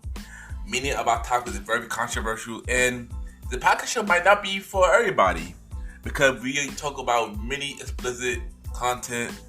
And yeah, so if y'all decided to check out the show, y'all be warned because y'all might need a drink or two. And yeah, because this podcast is so crazy. I'm shocked that it had not got canceled yet. So if y'all looking forward to listen to the Premiere Boyz Podcast, check it out on Anchor, Spotify, Apple Podcast, iHeartRadio, and many more. each and every Wednesday at 12 a.m. You can check out the Premiere Boyz Podcast with myself, Mr. Aaron Sands, Star Roddy Rod, and Long Little Chief Malimal. This is your boy Ken, aka MrGentleman. Have a good day and night wherever you're listening to this episode. Now back to the show. Yeah!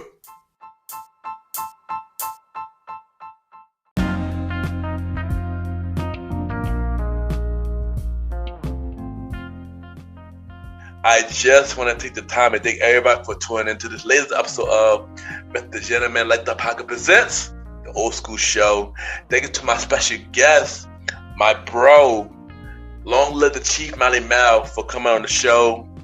Thank you for coming on, man. It was definitely a fun time having you on for the first time on the old school show.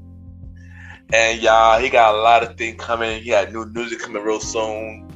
We got a project coming real soon. He got his new podcast show called The Bridge coming in June 15th. The Bridge podcast coming in June 15th. And I'm looking forward to see what this brother is about to do. He's doing a whole lot of amazing things. Also, thank you to my surprise guest, Mr. Aaron King Talk Sands, for surprising us on today's episode. I did not know he would jump on today, but thank you, bro, for coming on, man. It's for the short amount of time he was here. It was fun, and he definitely will be back on the show in July. So look out for him. And look out for his new season of King Talk with Aaron Sands coming in September 23rd. Season 2 of King Talk with Aaron Sands, September 23rd. I am executive producer of that show. So look out for the new season of King Talk. And check out his Road to Season 3 special coming soon. So look out for that as well. Also, shout out to my bro, my co-host of the Old School Show, the Star Roddy Rod, man. You already know, man. Always fun doing the show with you, man. And we just gonna keep doing our thing, bro. And look out for his new solo podcast show called A Conversation with a Star, coming real soon. A Conversation with a Star, coming real soon. But if y'all want to hear all of us together on a more often, check out the Premiere Boyz Podcast. Even though right now we are on season break, but all of season 1 and all of season 2 is available right now on all streaming platforms except for Spotify. Season 3 is coming real soon. It's still no release date for season 3, but season 3 is coming, y'all. Season 3 is coming. And also in June, look out for the Premiere Boyz Podcast Presents the Care Package Volume 2, where we drop in mini interview or feature all over from other shows and some unreleased episodes. So we got 2 unreleased episodes we will be dropping for the Kid Package series, and look out for it, y'all. And y'all already know where I'm at every Sunday, MrGentleman Like That Podcast, each and every Sunday at 12 a.m. and every Thursday, every first and third Thursday at 12 a.m. Every first and third Thursday at 12 a.m. We are on Anchor, Spotify, Apple Podcast, iHeartRadio, Amazon Music, Deposit, many more. We got 6 more episodes left in the main series of MrGentleman Like the Podcast. 6 more episodes left on the main series of MrGentleman Like the Podcast Season 5. 6 more episodes left. MrGentleman Like the Podcast presents the Old School Show with myself and Star Roddy Rod. Second half of Season 2 of the Old School Show will be returning in September. Second half of Season 2 of the Old School Show, we are returning with new episodes in September. So we are taking a 2-month break because this is the mid-season finale of the Old School Show, y'all. So we are taking a short break from this middle show. But don't worry, the main series will still be on with 6 more episodes. And MrGentleman Like the Podcast presents Date Night Talk Podcast with myself and Miss Vanna B. Every first and third Thursday at 12 a.m. Every first and third Thursday at 12 a.m. So 2 shows will currently do be on MrGentleman Like the Podcast Network, the main series, and Date Night Talk Podcast. And MrGentleman Like the Podcast presents A Conversation About Music Podcast every first Sunday at 12 a.m. Season 2 later this year, y'all. Season 2 later this year. So look out for season 2 of A Conversation About Music Podcast, and listen to all of season 1 right now. And check out Mr. Gentleman Like the Podcast and all other spin-off shows on Mr. Gentleman Like the Podcast Network. If you want to be on my show from the main series, A Conversation About Music Podcast, Date Night Talk Podcast, and the Old School Show, y'all can send me a bio about yourself and everything that's due to my email, Ken, YPGENT@gmail.com. Ken, KEN, YPGENT@gmail.com. Or y'all could send me a bio and hit me up on IG, Ken_Mr. Gentleman. I'll repeat, Ken, KEN _ Mr. MR Gentleman, GENTLEMAN. Y'all can also follow me on Good Pods, Ken, Mr. Gentleman. Good Pod catered to many independent podcasters. You could listen to each other's show. It shows you new way to network, not only with other independent podcasters, but also network with your audience as well. And also, you could get on the charts. And right now, we are doing the Pod charts review, because this is the only chart that Mr. Gentleman Like the Podcast is on at the moment. And the top 100 shows, we are number 19 on the normal chart, and we are number 17 on the indie charts for top 100 shows. For society and culture, we are number 6 on the normal chart, and we are number 5 on the indie charts. For a documentary, we are number 2 on the normal chart, and we are number 1. We are still number 1 on the documentary charts. And also, the Nickelodeon episode for the Old School Show with Maggie and Marsha just got re-debuted on number 63. And yeah, as I know, today make a 1-year anniversary of this episode. This episode was one of my biggest episodes, but actually my second biggest episode. My second episode that had 4-digit numbers. 4-digit numbers. This is the second episode that had that. So this episode means a lot to me, even though we had small minor issues, but the episode means a lot to me. And I just want to say thank you to everybody that been supporting the show, not only the episode but every show. It means a lot that y'all appreciate the content that I bring to y'all, whether from my guests telling stories about their life experience, me telling y'all personal story about me opening up to y'all about everything that I've been going through. And we having fun on the show, where whether we talk about music, or we talk about anything old school, or we talk about dating and relationships. You know, I just want to thank y'all for tuning in, and thank y'all for giving me a chance. Because, you know, not everybody give, you know, a guy like me who dealt with speech problems as a kid, social anxiety, stuff like that, who been bullied a lot as a kid, a chance. So for that y'all to, you know, sit back, put your headphones on, listening to Mr. Gentleman Like the Podcast, it means a lot, and it's personal to me because I put my blood, sweat, and tears to the show. And, you know, and when people from other podcasts and networks who want to go on a show and throw subs on their show, try to bring you down for no reason, it's just like, what was the point of that, you know? Like, my tip for that is focus on you. Don't focus on that negative, yo. Like, you know, I'm not a person with drama. Negative reaction is pointless to me, you know. Not all negative reactions deserve a reaction, you know.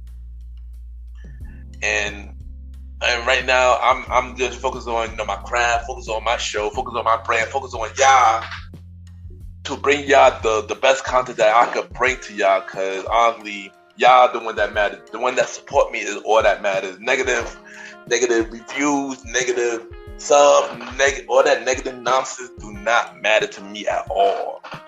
People could say many things. People could skip my show. Listen, I send them a show. They could skip my show and ignore it. And that would not bring me down, because by that, I would come 10 times harder, you know. I would come 10 times harder, and just to prove the point. So, honestly, no reaction is the best reaction.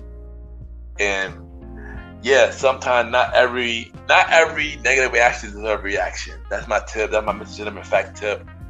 And I'm just here to bring y'all the best content that y'all deserve, and just to put out the best show for y'all to enjoy. You know, so thank y'all for just taking the time to support me for the last 3 years, man.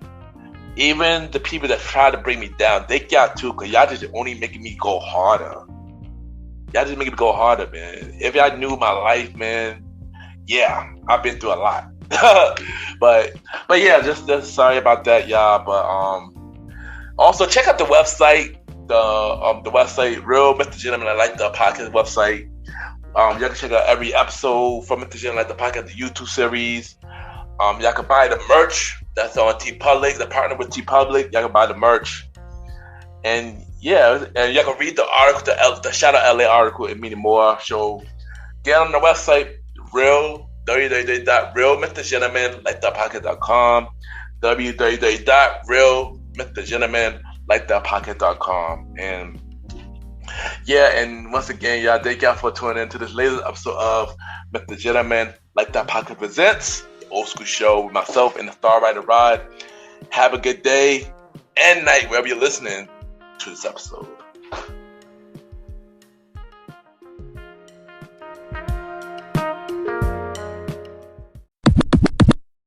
This is Aaron Sands, and you are now listening to the Mr. Gentleman Lifestyle Podcast.